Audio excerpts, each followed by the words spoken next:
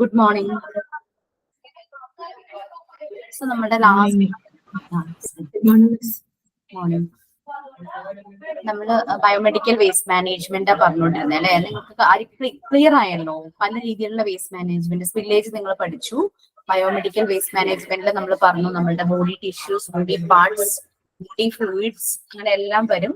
ഓരോന്നിനെയും separate ചെയ്ത്, segregation main important ആണ്. Separate ചെയ്തിട്ട് വേണം ഡിസ്പോസ് ചെയ്യാൻ. ഡിസ്പോസ് ചെയ്യാൻ പല മെത്തേഡ്സ് ഉണ്ട്. ചാരമാകുന്ന വരെ, അതായത് ഇൻസിനറേഷൻ. നമ്മൾ ക്രിമേഷൻ നടത്തില്ലേ, നമ്മളുടെ പല ട്രഡീഷൻസും ബിലീഫും അനുസരിച്ച് ക്രിമേഷൻ നടത്തുന്നത് പോലെ തന്നെയാണ് ഈ ബയോളജിക്കൽ വേസ്റ്റും. കാരണം അതും ഹ്യൂമൻ അല്ലെങ്കിൽ അനിമൽ ബോഡീസിന്റെ പാർട്സ് തന്നെയാണ്. ഫ്ലൂയിഡ് പാർട്ട് ആവാം, സോളിഡ് പാർട്ട് ആവാം, ടിഷ്യൂസ് ആകാം, സ്കിൻസ് ആകാം. ഇതിനെ കാറ്റഗറൈസ് ചെയ്തിട്ടുണ്ട്. ഈ വേസ്റ്റിനെ എങ്ങനെ കാറ്റഗറൈസ് ചെയ്ത് എങ്ങനെ ഡിസ്പോസ് ചെയ്യാം. ഓരോ വേസ്റ്റും ഓരോ രീതിയിലാണ്, ഓരോന്നും സ്റ്റോർ ചെയ്യേണ്ട കണ്ടെയ്നറും ഓരോ രീതിയിലുള്ളതാണെന്നെല്ലാം നമ്മൾ പറഞ്ഞതായിട്ട് നമ്മൾ തുടങ്ങി വെച്ചത്. അപ്പം ഒരു ടേബിൾ ആയിട്ട് കൊടുത്തിട്ടുണ്ട്. Waste category, type of work, പിന്നെ colour and type of containers. ചിലപ്പോൾ കണ്ടെയ്നർ ആയിരിക്കും, ചിലപ്പോൾ ബാഗ് ആയിരിക്കും. പിന്നെ ട്രീറ്റ്മെന്റ്, ഏത് രീതിയിലുള്ള ഡിസ്പോസൽ മെത്തേഡാണ്, ട്രീറ്റ്മെന്റ് ചെയ്ത ഏത് രീതിയിലുള്ള ഡിസ്പോസൽ മെത്തേഡാണെന്ന് നമ്മൾ പറയും. Okay, first category number 1. Category number 1 നമ്മൾ പറഞ്ഞു ഹ്യൂമൻ അനാറ്റോമിക്കൽ വേസ്റ്റ്, അതായത് human tissues, organs, body parts. ഏതെങ്കിലും ഒരു ആക്സിഡൻസ് വന്നു കഴിയുമ്പോൾ ചിലപ്പോൾ കുറെ സ്കിൻ പാർട്സ് ഒക്കെ കട്ട് ചെയ്ത് കളയേണ്ടി വരും. പുറത്തേക്ക് തള്ളി നിൽക്കുന്നതൊക്കെ കട്ട് ചെയ്ത് കളയേണ്ടതായിട്ട് വരും. പിന്നെ അതുപോലെ തന്നെ ബയോപ്സിക്ക് എടുത്ത ടിഷ്യൂസ് അത് കളയേണ്ടി വരും. പിന്നെ ബോഡിയിൽ അൺവാണ്ടഡ് ആയിട്ടുണ്ടാകുന്ന ട്യൂമേഴ്സ്, മുഴയൊക്കെ ഉണ്ടാവുമല്ലോ, അത് പുറത്തേക്ക് പോകും. പിന്നെ ഇതുപോലെ ഡെലിവറി സമയത്ത് കുറെ ഫ്ലൂയിഡ്സും പ്ലാസന്റെ ഒക്കെ പുറത്തേക്ക് പോകുമല്ലോ. അപ്പൊ അങ്ങനെയുള്ള കുറെ ബോഡി പാർട്സും ഹ്യൂമൻ ടിഷ്യൂസും ഓർഗൻസും ആണ്. അപ്പൊ ഇത് നമ്മൾ യൂസ് ചെയ്യുന്ന കണ്ടെയ്നർ എന്ന് പറഞ്ഞു കഴിഞ്ഞാൽ യെല്ലോ കളറിലുള്ള പ്ലാസ്റ്റിക് ബാഗ്സ് ആണ്. നിങ്ങൾ ഹോസ്പിറ്റലിൽ പോകുമ്പോൾ നിങ്ങൾ പലപ്പോഴും കണ്ടിട്ടുണ്ടാവും യെല്ലോ കളറിലുള്ളതും, അതുപോലെ തന്നെ ബ്ലാക്ക് കളറില്, ഗ്രീൻ കളറില്, പിന്നെ റെഡ് കളറില് എല്ലാം വരുന്ന ബാഗ്സ് ഉണ്ടാവും. പലതും ട്രാൻസ്ലൂസന്റ് ആവും, കാരണം അകത്തുള്ളത് പുറത്തേക്ക് ട്രാൻസ്പെറന്റ് അല്ല, പുറത്തേക്ക് കാണാത്ത രീതിയിലുള്ള ബാഗ്സും കണ്ടെയ്നേഴ്സും ആയിരിക്കും. പിന്നെ നമ്മൾ ലാബിലൊക്കെ കയറുമ്പോഴേക്കും നമുക്ക് സാമ്പിൾസ് കൊടുക്കുമ്പോൾ അവിടെയും നമുക്ക് കാണാൻ പറ്റും. അവിടെ പ്ലാസ്റ്റിക് കണ്ടെയ്നേഴ്സ് ആണ്, ബാഗ് അല്ല. ഇങ്ങനെ എന്താ പറയാ, നമ്മൾ വേസ്റ്റ് ഇടാൻ പറ്റുന്ന ബിൻ പോലത്തെ ഉള്ളത്. അതും ഇങ്ങനെ കളറ് പ്രത്യേകം വെച്ചിട്ടുണ്ട്. അപ്പൊ അവര് പറയും കോട്ടൺ ആണെങ്കിൽ അതിലിടണം. നമുക്ക് ഇത് ബ്ലഡ് എടുത്ത് കഴിയുമ്പോൾ അവിടെ കോട്ടൺ വെക്കുമല്ലോ ഒരു 2 minutes. അത് കഴിഞ്ഞാൽ ആ കോട്ടൺ നമുക്ക് റിമൂവ് ചെയ്ത് കളയണമെങ്കിൽ അതിനകത്ത് പ്രത്യേകം അവർ പറയും ആ ഒരു കണ്ടെയ്നറിലേക്ക് ഇടണം എന്നൊക്കെ പറഞ്ഞാൽ, അല്ലെങ്കിൽ എഴുതി വെച്ചിട്ടുണ്ടാവും. അതുപോലെ തന്നെയാണ് ഇവിടെ. നെക്സ്റ്റ് നമ്മൾ ആദ്യം ഹ്യൂമന്റെ ബോഡി പാർട്സും ടിഷ്യൂസും ആണ് പറഞ്ഞത്. Next category number 2 animal waste ആണ്. അനിമൽ ടിഷ്യൂസ്, വെറ്റിനറി ഹോസ്പിറ്റൽസ് ഉണ്ടാവും അല്ലെ. Animal tissues, organs. കഴിഞ്ഞ ദിവസം ഞാനിങ്ങനെ ഹൗസ് ഓണറുടെ ഒരു നായ്ക്കുട്ടിയല്ല, വലിയൊരു ഡോഗായിരുന്നു, അത് ഡെത്ത് ആയി എന്ന് പറഞ്ഞു. അപ്പൊ അതിന് ലിവർ ക്യാൻസർ ആയിരുന്നു എന്ന് പറഞ്ഞു. അപ്പം അതുപോലെ മനുഷ്യർക്ക് ഉണ്ടാകുന്ന പോലെ തന്നെ അനിമൽസിനും അസുഖങ്ങൾ ഉണ്ടാകും. അവരുടെ ഭാഗത്ത് നിന്നും ബയോപ്സിക്ക് എടുക്കും, പിന്നെ ഓർഗൻസ് റിമൂവ് ചെയ്യും, ബോഡി പാർട്സ് റിമൂവ് ചെയ്യുകയൊക്കെ ചെയ്യും. പിന്നെ കാത്താസിസ് എന്ന് പറഞ്ഞു കഴിഞ്ഞാൽ ഡെഡ് ബോഡീസ് ആണ് കാത്താസിസ് എന്ന് പറയുന്നത്. പിന്നെ ബ്ലീഡിങ് പാർട്സ് ഉണ്ടാകും, ഫ്ലൂയിഡ് ഉണ്ടാകും. വൈന്നൊക്കെ അവരുടെ ഫ്ലൂയിഡ് പുറത്തേക്ക് വരാം. അതുപോലെ തന്നെ റെക്ടത്തിൽ നിന്നൊക്കെ ഫ്ലൂയിഡ് പുറത്തേക്ക് വരാം. Blood and experiment. പിന്നെ പലപ്പോഴും റിസർച്ചിന് വേണ്ടിയിട്ട് അനിമൽസിനെ യൂസ് ചെയ്യും വലിയ വലിയ ലാബുകളിൽ. ചെറിയ മൗസ് അങ്ങനെയുള്ളതിനൊക്കെ യൂസ് ചെയ്യും. അപ്പൊ അവിടെയും ഈ ആഫ്റ്റർ റിസർച്ച് ഈ അനിമൽ ചിലപ്പോൾ ഡെത്ത് ആവും. ഇപ്പൊ അതിനൊക്കെ ഭയങ്കര റെസ്ട്രിക്ഷൻ വെച്ചിട്ടുണ്ട്. എന്നാലും അനിമൽസ് എന്നെ യൂസ് ചെയ്യാറുണ്ട് റിസർച്ചിൽ. പിന്നെ waste produced by veterinary hospitals and colleges. നമ്മൾ നിപ്പ വന്ന സമയത്ത് ആ ബാറ്റിനെ എക്സാമിൻ ചെയ്തുകൊണ്ടിരുന്നല്ലോ റിസർച്ച് ലാബിൽ. അപ്പൊ ബാറ്റ് ഓൾറെഡി ഇൻഫെക്റ്റഡ് ആണ്, അതെന്തായാലും ചത്തുപോകും. അപ്പൊ അങ്ങനെയൊക്കെ വരുന്ന അനിമൽസിന്റെ ബോഡി പാർട്സ് എല്ലാം ഉണ്ടാവും. പിന്നെ വെറ്റിനറി ഹോസ്പിറ്റൽസ് നിന്നും വെറ്റിനറി കോളേജിൽ നിന്നെല്ലാം പ്രൊഡ്യൂസ് ചെയ്യുന്ന വേസ്റ്റ്, പിന്നെ ഹോസ്പിറ്റൽസ് നിന്നുള്ള ഡിസ്ചാർജസ്, അതായത് ഏതെങ്കിലും രീതിയിലുള്ള ഫ്ലൂയിഡ്സ്, പുറത്തേക്ക് വരുന്ന ഫ്ലൂയിഡ്സോ എന്തെങ്കിലും കാര്യങ്ങൾ. ഇതും ഹ്യൂമന്റെ പോലെ തന്നെ യെല്ലോ പ്ലാസ്റ്റിക് ബാഗിലാണ് ഇതും വെക്കുന്നത്. ഇനി ഇതിന്റെ രണ്ടിന്റെയും ട്രീറ്റ്മെന്റും സെയിം തന്നെയായിരുന്നു.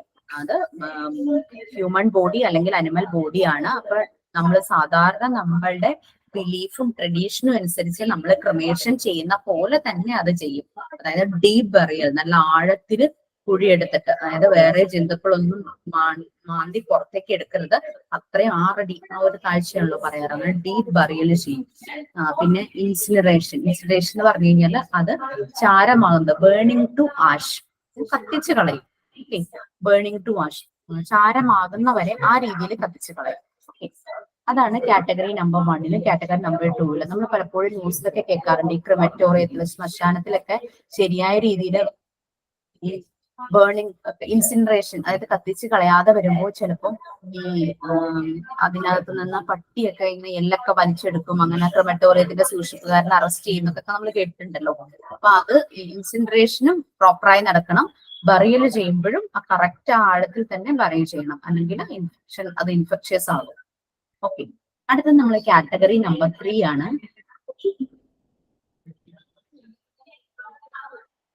കാറ്റഗറി നമ്പർ 3 അനിമൽ വേസ്റ്റ് നമ്മൾ പറഞ്ഞു. Category number 3 microbiology and biotechnology waste, അതായത് ലാബുകൾ, റിസർച്ച് സെന്റേഴ്സ്, അവിടെ നിന്നെല്ലാം വേസ്റ്റ് ഫ്രം ലബോറട്ടറി കൾച്ചേഴ്സ്. നമ്മൾ കൾച്ചർ ചെയ്യാൻ കൊടുക്കില്ല, യൂറിൻ കൾച്ചർ ചെയ്യാൻ കൊടുക്കും, ബ്ലഡ് കൾച്ചർ ചെയ്യാൻ കൊടുക്കും. പിന്നെ stocks of specimen of leaf micro organisms.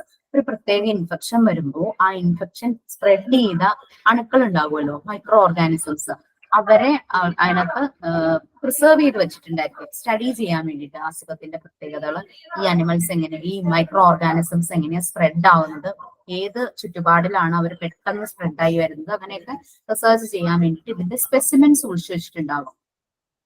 പിന്നെ human and animal cell cultures used in research and infectious agents from research and industrial laboratories. ഇതുപോലെ തന്നെ കൾച്ചർ ചെയ്യാനായിട്ട് മനുഷ്യന്റെ, മൃഗങ്ങളുടെ എല്ലാം സാമ്പിൾസ് എടുത്തിട്ടുണ്ടായിരിക്കും. പിന്നെ പല ഇൻഫെക്ഷ്യസ് ആയിട്ടുള്ള പല കാര്യങ്ങളും ഇതിനകത്ത് കണ്ടെയ്ൻ ചെയ്തിട്ടുണ്ടാവും, അടങ്ങിയിട്ടുണ്ടാവും. പിന്നെ പലപ്പോഴും ഈ ചെറിയ ലാബുകളിൽ നിന്ന് വലിയ ലാബുകളിലേക്ക് സാമ്പിൾ എത്തിക്കുമല്ലോ, അപ്പൊ വലിയ ലാബുകളിലായിരിക്കും കൂടുതൽ ആ വേസ്റ്റേജ് വരുന്നത്, അങ്ങനെ വരുന്നതുണ്ടാകും. ഇതെല്ലാം ടോക്സിൻസ്, പോയ്സണസ് ആണ്, അത് പ്രൊഡ്യൂസ് ചെയ്യും, ഇൻഫെക്ഷൻ ഉണ്ടാക്കും. പിന്നെ ഇതിന് വേണ്ടിയിട്ട് യൂസ് ചെയ്യുന്ന ഡിവൈസസ്, അത് 1 ടൈം യൂസിന് വേണ്ടുന്ന ഡിവൈസസ് എല്ലാം ഡിസ്പോസ് ചെയ്യുവാണല്ലോ, അപ്പൊ ഇതെല്ലാം ഇൻഫെക്റ്റഡ് ആണ്. ഇതെല്ലാം സ്റ്റോർ ചെയ്യുന്നത് യെല്ലോ പ്ലാസ്റ്റിക് ബാഗ് അല്ലെങ്കിൽ റെഡ് പ്ലാസ്റ്റിക് ബാഗിലായിരിക്കും. ഇതിന് ലോക്കൽ ഓട്ടോക്ലേവിംഗ് ആണ്, അതായത് സ്റ്റെറിലൈസിങ് ചെയ്യുവാണ്, ഹീറ്റിംഗ്, ടെമ്പറേച്ചർ യൂസ് ചെയ്തിട്ട് അതിന്റെ സ്റ്റീമിൽ നിന്ന് ഇതിനെ സ്റ്റെറിലൈസ് ചെയ്ത് എടുക്കും. മൈക്രോവേവിംഗ് അല്ലെങ്കിൽ മൈക്രോവേവ് നമ്മൾ സാധാരണ നമ്മുടെ കിച്ചൺ പർപ്പസിന് യൂസ് ചെയ്യുന്ന മൈക്രോവേവ് അല്ല, അല്ലാതെ വലിയ മൈക്രോവേവ് ഉണ്ടായിരിക്കും, ഇത്ര വലിയ സൈസ് ഉള്ളതായിരിക്കും, വളരെ ടൺ വെയിറ്റ് ഒക്കെ ഉള്ള മൈക്രോവേവ് ആയിരിക്കും. ഇതിനകത്ത് വെച്ചിട്ടാണ് ഇത് ഓട്ടോക്ലേവ് ചെയ്യുന്നത്. പിന്നെ എന്താ പറയാ, റീയൂസ് ചെയ്യാൻ പറ്റുന്നതൊക്കെ ലോക്കൽ ഓട്ടോക്ലേവിംഗിലും മൈക്രോവേവിലും വെച്ച് ചെയ്യും. അല്ലാത്ത സാധനങ്ങളെല്ലാം ഡിസ്പോസ് ചെയ്യേണ്ടതെല്ലാം ഇൻസിനറേഷൻ, ബേൺ ടു ആഷസ്, ആ രീതിയിൽ ചെയ്തു കളയാം. അത് ക്ലിയർ ആയല്ലോ. ലോക്കൽ ഓട്ടോക്ലേവിംഗ് എന്ന് പറഞ്ഞു കഴിഞ്ഞാല് ഒരു ഹൈ ടെമ്പറേച്ചർ കൊടുത്ത് അതിനെ സ്റ്റെറിലൈസ് ചെയ്യുന്നതാണ്. പിന്നെ മൈക്രോവേവ് എന്ന് പറഞ്ഞു കഴിഞ്ഞാൽ വലിയ മൈക്രോവേവ് ആയിരിക്കും, അറ്റ് എ ടൈം കുറെ കാര്യങ്ങൾ സ്റ്റെറിലൈസേഷന് വേണ്ടിയിട്ട് അതിനകത്തേക്ക് വയ്ക്കാനായിട്ട് പറ്റും.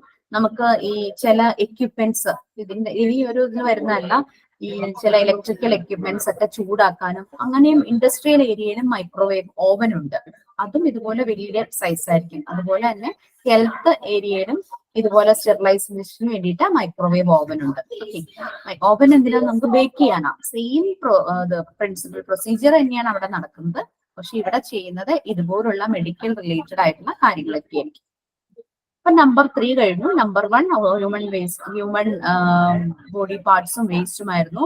അത് യെല്ലോ പ്ലാസ്റ്റിക് ബാഗിൽ അവിടെ ഇൻസിനറേഷനും ഡീപ് ബറിയലും ആയിരുന്നു. കാറ്റഗറി നമ്പർ 2 ഹ്യൂമണിന് പകരം അനിമൽ ആയിരുന്നു, അത് യെല്ലോ പ്ലാസ്റ്റിക് ബാഗിൽ തന്നെയാണ്, സെയിം പ്രോസസ് തന്നെ, ഇൻസിനറേഷനും ഡീപ് ബറിയലും. തേർഡ് വൺ പറഞ്ഞത് ഇതുപോലെ ലാബുകൾ, റിസർച്ച്, അവിടെ നിന്നെല്ലാം ഉണ്ടാകുന്ന വേസ്റ്റ് അത് റീയൂസ് ചെയ്യാൻ പറ്റുന്നതിന് സ്റ്റെറിലൈസ് ചെയ്തെടുക്കും. ആ മെത്തേഡ് ലോക്കൽ ഓട്ടോക്ലേവിംഗ്, ഹീറ്റ് ചെയ്ത് ഒരു ഹൈ ടെമ്പറേച്ചർ കൊടുത്ത് അതിന്റെ ആവി, ആ ഒരു സ്റ്റീമിലൂടെ അതിനെ ഓട്ടോക്ലേവ് ചെയ്തെടുക്കും, സ്റ്റെറിലൈസ് ചെയ്തെടുക്കും.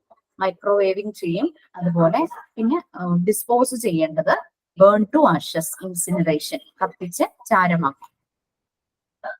നെക്സ്റ്റ് കാറ്റഗറി നമ്പർ 4 ആണ്. Category number 4 waste sharp. നമുക്കറിയാം ഒരു പ്രൊസീജിയർ, ഒരു ഓപ്പറേഷൻ, സർജറി ഒക്കെ നടക്കുമ്പോൾ ഇഷ്ടംപോലെ ബ്ലേഡ്, സിസേഴ്സ്, അങ്ങനെ പല സാധനങ്ങൾ വേണം. ചിലതെല്ലാം വൺ ടൈം യൂസ് ആയിരിക്കും. ഇഞ്ചക്ഷൻ വയ്ക്കുമ്പോൾ, ബ്ലഡ് എടുക്കുമ്പോൾ ഒക്കെ നീഡിൽസും സിറിഞ്ചും അങ്ങനെയുള്ള കാര്യങ്ങളെല്ലാം ആവശ്യം വരും. പിന്നെ സ്കാൽപ്പൽസ് എന്ന് പറഞ്ഞു കഴിഞ്ഞാൽ സർജിക്കൽ നൈഫ്, ചെറിയൊരു നൈഫാണ്, ഭയങ്കര മൂർച്ചയായിരിക്കും. സ്കാൽപ്പൽസ് എന്ന് പറഞ്ഞു കഴിഞ്ഞാൽ സർജിക്കൽ നൈഫാണത്. പിന്നെ ബ്ലേഡ് ഉണ്ടാകും, ഗ്ലാസ്, അങ്ങനെയുള്ള കാര്യങ്ങൾ, ഷാർപ്പായിട്ടുള്ള വേസ്റ്റ് വരും. ഇത് എവിടെയെങ്കിലും അശ്രദ്ധമായി കിടന്നു കഴിഞ്ഞാൽ ആരുടെയെങ്കിലും ദേഹത്ത് കൊള്ളാനും ഇതിപ്പോ ഇൻഫെക്ഷ്യസ് ആവാനും ചാൻസ് ഉണ്ട്.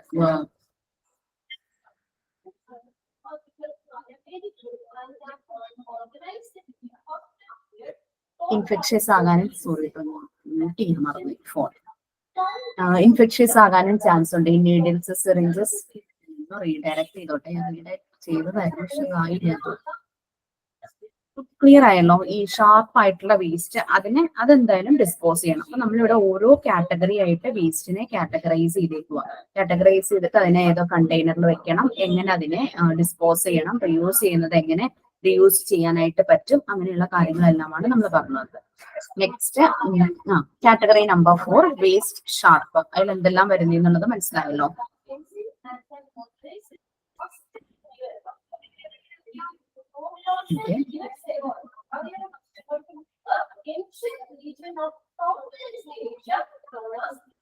ഓക്കെ, ഇതിന് കണ്ടെയ്നേഴ്സ് ആയിട്ട് യൂസ് ചെയ്യുന്നത് ബ്ലൂ അല്ലെങ്കിൽ white translucent puncture proof containers. അതിന്റെ അകത്തിടുന്ന വേസ്റ്റ് പുറത്തുള്ളവർക്ക് കാണാൻ പറ്റാത്ത രീതിയിലുള്ള ട്രാൻസ്ലൂസന്റ് ആയിട്ടുള്ള പങ്ക്ചർ പ്രൂഫ് കണ്ടെയ്നേഴ്സ് ആയിരിക്കും യൂസ് ചെയ്യുന്നത്, ബ്ലൂ അല്ലെങ്കിൽ വൈറ്റ്.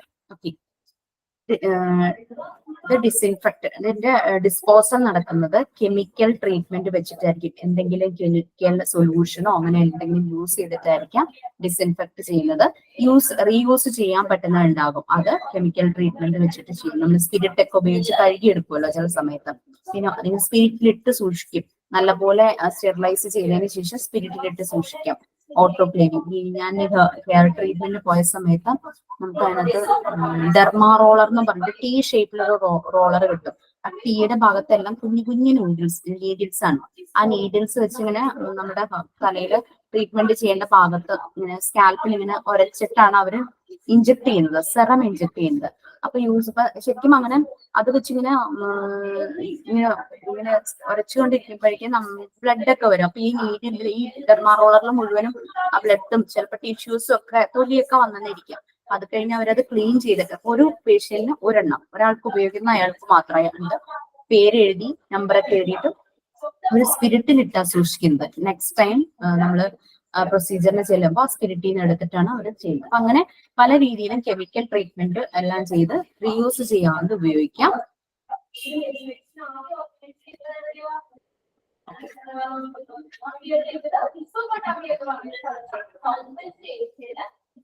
അതുപോലെ മൈക്രോവേവിങ്ങും പറഞ്ഞു.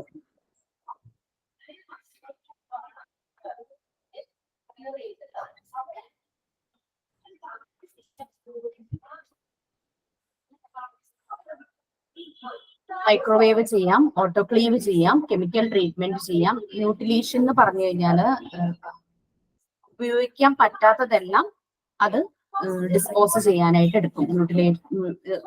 എന്താ പറയാ, ഈ സിറിഞ്ച് ഒക്കെ കണ്ടിട്ടില്ലേ, അവരത് ആവശ്യം കഴിയുമ്പോൾ ഒരു സാധനത്തിൽ വെച്ചിട്ട് പൊട്ടിച്ചെന്ന് കളയും. വേറെ ആരും അത് എടുക്കാതിരിക്കാൻ വേണ്ടിയിട്ട് വൺ ടൈം യൂസ് ചെയ്ത് സിറിഞ്ച് ഒന്നും പിന്നെ എടുക്കില്ലല്ലോ. അപ്പൊ അതെല്ലാം ബ്രേക്ക് ചെയ്ത് അങ്ങനെ ഉപേക്ഷിക്കും.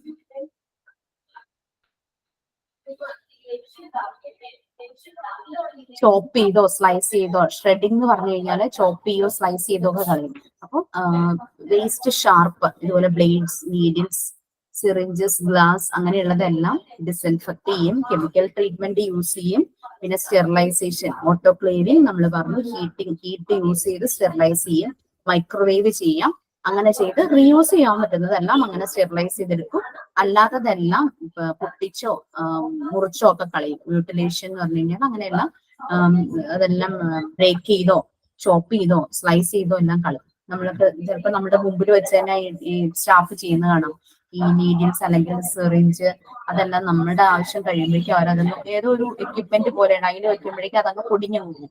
അങ്ങനെ ചെയ്യാറുണ്ട്. അടുത്തത് category number 5, discarded medicine and cytotoxic drugs. ചില സമയത്ത് ഫാർമസിയിൽ ഔട്ട്ഡേറ്റഡ് ആയിട്ടുള്ള അല്ലെങ്കിൽ ഇത് ഡേറ്റ് കഴിഞ്ഞ മെഡിസിൻസ് അങ്ങനെ കുറെ wastage of waste makeup of wasted contaminated and out of date medicines. Date കഴിഞ്ഞത് അല്ലെങ്കിൽ കണ്ടാമിനേറ്റഡ് ആയത്, ചിലപ്പോൾ പാക്കറ്റ് ചെയ്യുന്നത് പൊട്ടിപ്പോവോ അല്ലെങ്കിൽ എന്തെങ്കിലും ഫ്ലൂയിഡ് അതിൽ നിന്ന് ഇങ്ങനെ ലീക്കായി വരുമോ അങ്ങനെയൊക്കെ ചെയ്യുന്ന മെഡിസിൻസ് എല്ലാം അവര് ഒഴിവാക്കും. അപ്പൊ അത് സ്റ്റോർ എടുക്കുന്നത് കളക്ട് ചെയ്യുന്നത് ബ്ലാക്ക് അല്ലെങ്കിൽ റെഡ് പ്ലാസ്റ്റിക് ബാഗിലാണ് അത് കളക്ട് ചെയ്യുന്നത്.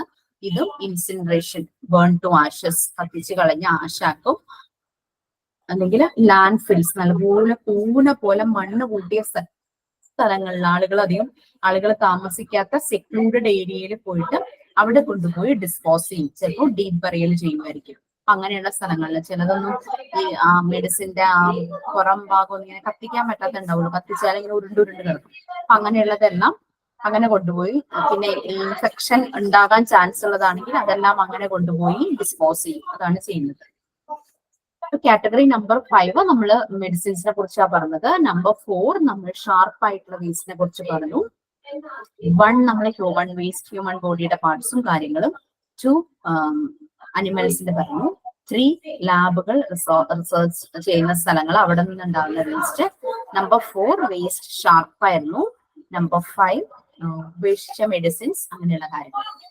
നമ്പർ 6 സോയിൽഡ് വേസ്റ്റ്, ഡേർട്ടി ആയിട്ടുള്ള ഭാഗങ്ങൾ. അതായത് ഇപ്പം ഏതെങ്കിലും ആൾക്ക് ഒരു മുറിവ് വന്നു, ഡ്രസ് ചെയ്തപ്പോ കുറെ കോട്ടണും ക്ലോത്തിലും ഒക്കെ ബ്ലഡും ബോഡി ഫ്ലൂയിഡ്സ് ഒക്കെ ആയി. അതാണ് ഈ ഒരു കാറ്റഗറിയിൽ വരുന്നത്.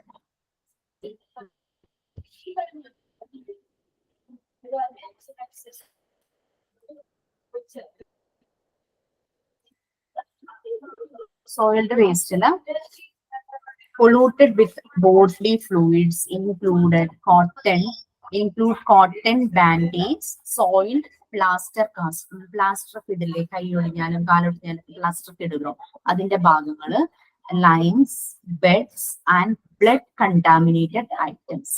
ഏതൊരു പേഷ്യന്റിന് എന്തെങ്കിലും രീതിയിലുള്ള പ്രശ്നങ്ങൾ ഉണ്ടായി അയാളുടെ ബോഡിയിൽ നിന്നുള്ള ഫ്ലൂയിഡ്സോ ബ്ലഡോ ഇതുപോലെ കോട്ടൺ ബാൻഡേജ്, പിന്നെ തുണികളില് അങ്ങനെ എവിടെയെങ്കിലൊക്കെ ആവുകയാണെങ്കിൽ പ്ലാസ്റ്റർ, കട്ട് ചെയ്ത് കളയുന്ന പ്ലാസ്റ്റർ, അങ്ങനത്തെ കാര്യങ്ങൾ. ബെഡുകളൊക്കെ ചിലപ്പം മോശമായി കഴിഞ്ഞു കഴിഞ്ഞാൽ, ലിനൻ ബെഡ് അങ്ങനെയുള്ളതൊക്കെ മോശമായി കഴിഞ്ഞു കഴിഞ്ഞാൽ ആ ഒരു കാറ്റഗറിയാണ് കാറ്റഗറി നമ്പർ 6, ആ ഒരു വേസ്റ്റിന്റെ കാറ്റഗറി. സോയിൽഡ് എന്ന് പറഞ്ഞാൽ ഡേർട്ടി എന്നാണ് മീനിങ്. ഇത് സ്റ്റോർ ചെയ്യുന്നത് യെല്ലോ പ്ലാസ്റ്റിക് ബാഗ് അല്ലെങ്കിൽ റെഡ് പ്ലാസ്റ്റിക് ബാഗിലായിരിക്കും. ഇത് മൈക്രോവേവ് ചെയ്താണ് കളയുന്നത്. കുറെ കോട്ടൺ ബാൻഡേജ് അങ്ങനത്തെ ഈ പ്ലാസ്റ്റർ ഒക്കെ മൈക്രോവേവ് ചെയ്ത് അത് ഡിസ്പോസ് ചെയ്യും. ചിലത് ബെഡ്സ് ഒക്കെ ആണെങ്കിൽ അത് സ്റ്റെറിലൈസ് ചെയ്ത് എടുക്കും. പിന്നെ ക്ലോത്ത് കളയേണ്ടതായിട്ടുള്ള രീതിയിൽ അത് ഡേർട്ടി ആയിട്ടുണ്ടെങ്കിൽ കളയും, അല്ലെങ്കിൽ അത് ഇൻസിനറേഷനും ചെയ്യും, ഓട്ടോക്ലേവിംഗ് ചെയ്യും, മൈക്രോവേവിംഗ് ചെയ്യും. ഓട്ടോക്ലേവിംഗും മൈക്രോവേവിംഗും സ്റ്റെറിലൈസേഷൻ ആണ്. ഇൻസിനറേഷൻ എന്ന് പറഞ്ഞു കഴിഞ്ഞാൽ പെർമനന്റ് ആയിട്ട് അത് നശിപ്പിച്ച് കളയുന്നത് തന്നെ, കത്തിച്ച് കളയും അല്ലെ. എടുക്കാൻ പറ്റുന്നത് എടുക്കും, അല്ലാത്തത് അത് സ്റ്റെറിലൈസ് ചെയ്തെടുക്കും. ഓട്ടോക്ലേവിംഗ് മെത്തേഡും മൈക്രോവേവിംഗ് വെച്ചിട്ട് സ്റ്റെറിലൈസ് ചെയ്തെടുക്കും. അതേസമയം നശിപ്പിച്ച് കളയേണ്ടത് ഇൻസിനറേഷൻ ആയിട്ട്, അതായത് ബേൺ ടു ആഷസ്, കത്തിച്ച് കളയും. 6 വരെ നമ്മൾ പറഞ്ഞു. ഇനി 7 ആണ്. 7 സോളിഡ് വേസ്റ്റ്. ഷാർപ്പ് അല്ലാതെ വരുന്ന ഡിസ്പോസിബിൾ ആയിട്ടുള്ള ഇതാണ് സോളിഡ് വേസ്റ്റ് വരുന്നത്. അതായത് ട്യൂബ്, കത്തീറ്റേഴ്സ്, ഇൻട്രാവെനസ് സിസ്റ്റം. ഇപ്പം നോസ് ട്യൂബ് ഇട്ടു, അല്ലെങ്കിൽ എന്താ പറയാ മാസ്ക് യൂസ് ചെയ്തു, പിന്നെ ഇഞ്ചക്ഷൻ കൊടുക്കാനായിട്ട് കത്തീറ്റർ ഇട്ടു, അങ്ങനെയുള്ള കുറെ കാര്യങ്ങളൊക്കെ ഉണ്ടല്ലോ. പിന്നെ ഇതിന് വേണ്ടിയിട്ട് ട്രിപ്പ് ഇടാനായിട്ട് ട്യൂബ് ഇട്ടു, അങ്ങനത്തെ കാര്യങ്ങളൊക്കെ വരുന്നത്. അതെല്ലാമാണ് സോളിഡ് വേസ്റ്റിൽ വരുന്നത്. അത് റെഡ് പ്ലാസ്റ്റിക് ബാഗിലാണ് കളക്ട് ചെയ്യുന്നത്. റീയൂസ് ചെയ്യാൻ പറ്റുന്നത് കെമിക്കൽ ട്രീറ്റ്മെന്റോ ഓട്ടോക്ലേവിംഗ്, അതായത് ഹീറ്റ് വെച്ച് അതിനെ സ്റ്റെറിലൈസ് ചെയ്ത് മൈക്രോവേവ് ചെയ്ത് എടുക്കും. അല്ലാത്തത് മുഴുവനും ബ്രേക്ക് ചെയ്തോ ചെത്തി ഇങ്ങനെ വേറൊരാൾ യൂസ് ചെയ്യാതിരിക്കാൻ വേണ്ടിയിട്ട് അത് കട്ട് ചെയ്തോ ഒക്കെ കളയും. ചോപ്പ് ചെയ്തൊക്കെ കളയുന്നതാണ് ഇത്. മൈക്രോവേവിംഗ് വരെ, കെമിക്കൽ ട്രീറ്റ്മെന്റ്, ഓട്ടോക്ലേവിംഗ്, മൈക്രോവേവിംഗ് വരെ സ്റ്റെറിലൈസേഷൻ ആണ് യൂസ് ചെയ്യാൻ പറ്റുന്നത്. മ്യൂട്ടിലേഷനും ഷ്രെഡിങ്ങും. മ്യൂട്ടിലേഷൻ ആണ് ബ്രേക്ക് ചെയ്ത് കളയുക, മുറിച്ച് കളയുക, അതെല്ലാമാണ് മ്യൂട്ടിലേഷനും ഷ്രെഡിങ്ങും. വേറൊരാൾ യൂസ് ചെയ്യാത്ത രീതിയിൽ അതിനെ ഉപയോഗമല്ലാത്ത രീതിയിലാക്കണം. നെക്സ്റ്റ് കാറ്റഗറി നമ്പർ 8 ആണ് ലിക്വിഡ് വേസ്റ്റ്. ലിക്വിഡ് വേസ്റ്റ് എന്ന് പറഞ്ഞാൽ നമുക്കറിയാം ഹോസ്പിറ്റലിലെ പല കാര്യങ്ങളും നടക്കുന്നുണ്ട്. ലോണ്ടറി ഉണ്ട്, ഹൗസ് കീപ്പിംഗ് ഉണ്ട്, ലാബ് ഉണ്ട്. ഇവിടെ നിന്നെല്ലാം ഹൗസ് കീപ്പിംഗ് എവിടെയെങ്കിലും ക്ലീൻ ചെയ്ത് കഴിയുമ്പോൾ ആ വെള്ളം പുറത്തേക്ക് വരും. ലിനൻ അങ്ങനെ വാഷ് ചെയ്യുന്നതൊക്കെ വാഷ് ചെയ്ത് കഴിയുമ്പോഴേക്കും അവിടെയും കുറെ വെള്ളം വരും. അപ്പൊ ലിക്വിഡ് ആയിട്ടുള്ള വേസ്റ്റ് കുറെ പ്രൊഡ്യൂസ് ചെയ്യും. ഇത് കളക്ട് ചെയ്യുമെന്നല്ല, ഇതിന് പ്രത്യേകം പോവ് ഉണ്ടായിരിക്കും. കനാല് പോലെ എന്തെങ്കിലും, അല്ലെങ്കിൽ അങ്ങനെ നമ്മളിപ്പോ വീടുകളിൽ നമ്മളുടെ പാത്രം കഴുകുന്ന വെള്ളം പോകുന്നതും ബാത്റൂമിൽ നിന്നുള്ള വെള്ളം പോകുന്നതിനൊക്കെയാണ് പ്രത്യേകിച്ച് പിറ്റൊക്കെ ഉണ്ടാവുമല്ലോ. അപ്പൊ അങ്ങനെയുള്ള പിറ്റും കാര്യങ്ങളിലേക്കായിരിക്കും ഇത് പോകുന്നത്. എന്നാലും ആ പിറ്റെല്ലാം കറക്റ്റ് സീൽഡ് ആണോ എന്ന് നോക്കണം. പിന്നെ ഈ പോകുന്ന വഴിയിൽ ഏതെങ്കിലുമുള്ള കെമിക്കൽ ട്രീറ്റ്മെന്റ് നടത്തണം. അല്ലെങ്കിൽ വെള്ളം എവിടെയെങ്കിലും ബ്ലോക്ക് ആയി കെട്ടി നിൽക്കുവാണെങ്കിൽ കൊതുക് വരാം, ഇൻഫെക്ഷൻസ് വരാം, അതിൽ നിന്നും ആളുകൾക്ക് അസുഖം വരാം. അപ്പൊ അതുകൊണ്ടാണ് അവിടെ ഒരു ബ്ലാങ്ക് കണ്ടെയ്നറിന്റെ അവിടെ വരുന്നത്. കാരണം ഇത് ഒഴുകി ഖാനയോ അതിന്റെ സ്റ്റോർ ചെയ്യുന്ന പിറ്റിലേക്കോ ഒക്കെ ആയിരിക്കും പോകുന്നത്. കെമിക്കൽ ട്രീറ്റ്മെന്റ് അതുപോലെ തന്നെ ഏതെങ്കിലും ചെയ്താണ് ഇതിനെ അതുപോലെ ഡിസ്ചാർജ് ഇൻ ടു ഡ്രെയിനേജ് അല്ലേ. നമ്മൾ വീട്ടുകളിൽ അതുപോലെ തന്നെ ഹോസ്പിറ്റലുകളിൽ ഉണ്ടാകുന്ന ലിക്വിഡ് വേസ്റ്റ് അങ്ങനെ പോകുന്നു. വീട്ടിലും ഇതുപോലെ എന്തെങ്കിലും ലീക്കോ അല്ലെങ്കിൽ എന്തെങ്കിലും സ്മെല്ലൊക്കെ വരുവാണെങ്കിൽ നമ്മളത് ക്ലീൻ ചെയ്യാനും ഡിസ്ഇൻഫെക്ട് ചെയ്യാനായിട്ടുള്ള മാർഗങ്ങളൊക്കെ നോക്കുമല്ലോ. നമ്മൾ അവിടെ എന്തെങ്കിലും ലോഷൻസ് ഒഴിക്കുവോ അല്ലെങ്കിൽ ബ്ലീച്ചിങ് പൗഡർ ഇടുവോ, അങ്ങനെ എന്തെങ്കിലുമൊക്കെ ചെയ്യാറുണ്ടല്ലോ. നിറഞ്ഞു കഴിഞ്ഞു കഴിഞ്ഞാൽ ചിലപ്പോൾ അതിനകത്ത് മണ്ണ് വന്ന് അടിയുന്നതായിരിക്കും. അപ്പൊ മണ്ണൊക്കെ കോരാനായിട്ട് അങ്ങനെയൊക്കെ നമ്മൾ ക്ലീൻ ചെയ്ത് അതൊന്ന് കാലിയാക്കും. ആ നിറഞ്ഞതിനെ വേറെ കുഴിയിലേക്ക് ആക്കി അത് മൂടുകയും ചെയ്യും, ഡീപ്പ് ബറിയലും ചെയ്യും, വീടുകളിൽ ചെയ്യുന്ന പോലെ തന്നെ. നെക്സ്റ്റ് കാറ്റഗറി നമ്പർ 9 ആണ് ഇൻസിനറേഷൻ ആഷ്. നമ്മൾ പലതിന്റെയും ഡിസ്പോസൽ, പെർമനന്റ് ആയിട്ടുള്ള ഡിസ്പോസൽ പറഞ്ഞത് ഇൻസിനറേഷൻ ആണ്. കത്തിച്ച് ചാരമാക്കണം. അപ്പൊ ഈ ചാരം തന്നെ നല്ലൊരു കൂമ്പാരം ഉണ്ടാവും അല്ലെ. ഇതുപോലുള്ള ബയോമെഡിക്കൽ വേസ്റ്റ് കത്തിച്ച ചാരം റിമൈനിങ് ആയിട്ടുണ്ടാകും. അതിനെ ബ്ലാക്ക് പ്ലാസ്റ്റിക് ബാഗിലാണ് കളക്ട് ചെയ്യുന്നത്. എന്നിട്ട് മുനിസിപ്പാലിറ്റി കോർപ്പറേഷൻ എന്താന്ന് വെച്ചാൽ അവരുടെ വലിയ ലാൻഡ് ഫില്ലിൽ കൊണ്ടുപോയി ഡിസ്പോസ് ചെയ്യും. ചിലപ്പോൾ അത് കുഴിച്ചിട്ടോ ആ രീതിയിൽ ഡിസ്പോസ് ചെയ്തിടും. ആളുകൾ അധികം താമസിക്കാത്ത സ്ഥലങ്ങളിലായിരിക്കും ഈ ഡിസ്പോസൽ ചെയ്യുന്നത്. നെക്സ്റ്റ് കാറ്റഗറി നമ്പർ 10 ആണ് കെമിക്കൽ വേസ്റ്റ്. പലപ്പോഴും കെമിക്കൽസ് യൂസ് ചെയ്യുന്നുണ്ട് ലാബുകളിൽ, കൂടുതലും എല്ലാം കെമിക്കൽസ് യൂസ് ചെയ്യുന്നുണ്ട് സർഫസ് ഇത് ക്ലീൻ ചെയ്യാൻ. ഇപ്പൊ ഹൗസ് കീപ്പിംഗില് ഏതെങ്കിലും ലോഷൻസ് ഒക്കെ യൂസ് ചെയ്തിട്ടായിരിക്കും ക്ലീൻ ചെയ്യുന്നത്. പിന്നെ നമ്മൾ എന്തെങ്കിലും എക്യുപ്മെന്റ്സ് സ്റ്റെറിലൈസ് ചെയ്യുന്നതിന് കെമിക്കൽ ഇതൊക്കെ യൂസ് ചെയ്യും. അപ്പൊ ഈ വേസ്റ്റുകൾ ധാരാളമായിട്ടുണ്ടാവും.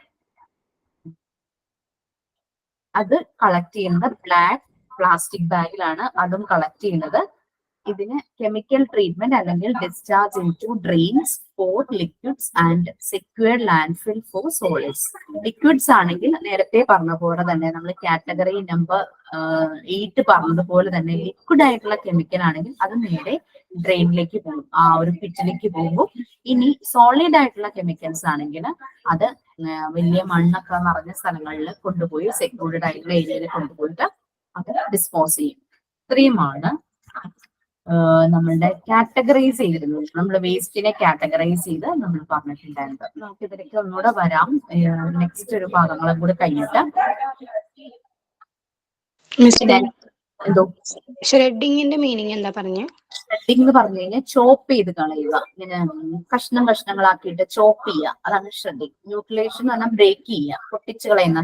ഇപ്പൊ സിറിഞ്ച് അങ്ങനത്തെ ട്യൂബൊക്കെ ഉണ്ടാവുള്ളൂ, അതൊക്കെ മ്യൂട്ടിലേറ്റ് ചെയ്യാന്നുണ്ട്, പൊട്ടിച്ച് അത് കളയാന്നുള്ളത്. ഷ്രെഡിങ് സ്ലൈസ് ചെയ്യുക, നമ്മൾ കത്തി വെച്ചിങ്ങനെ മുറിച്ച് മുറിക്കുക പറയില്ലേ, അതെ.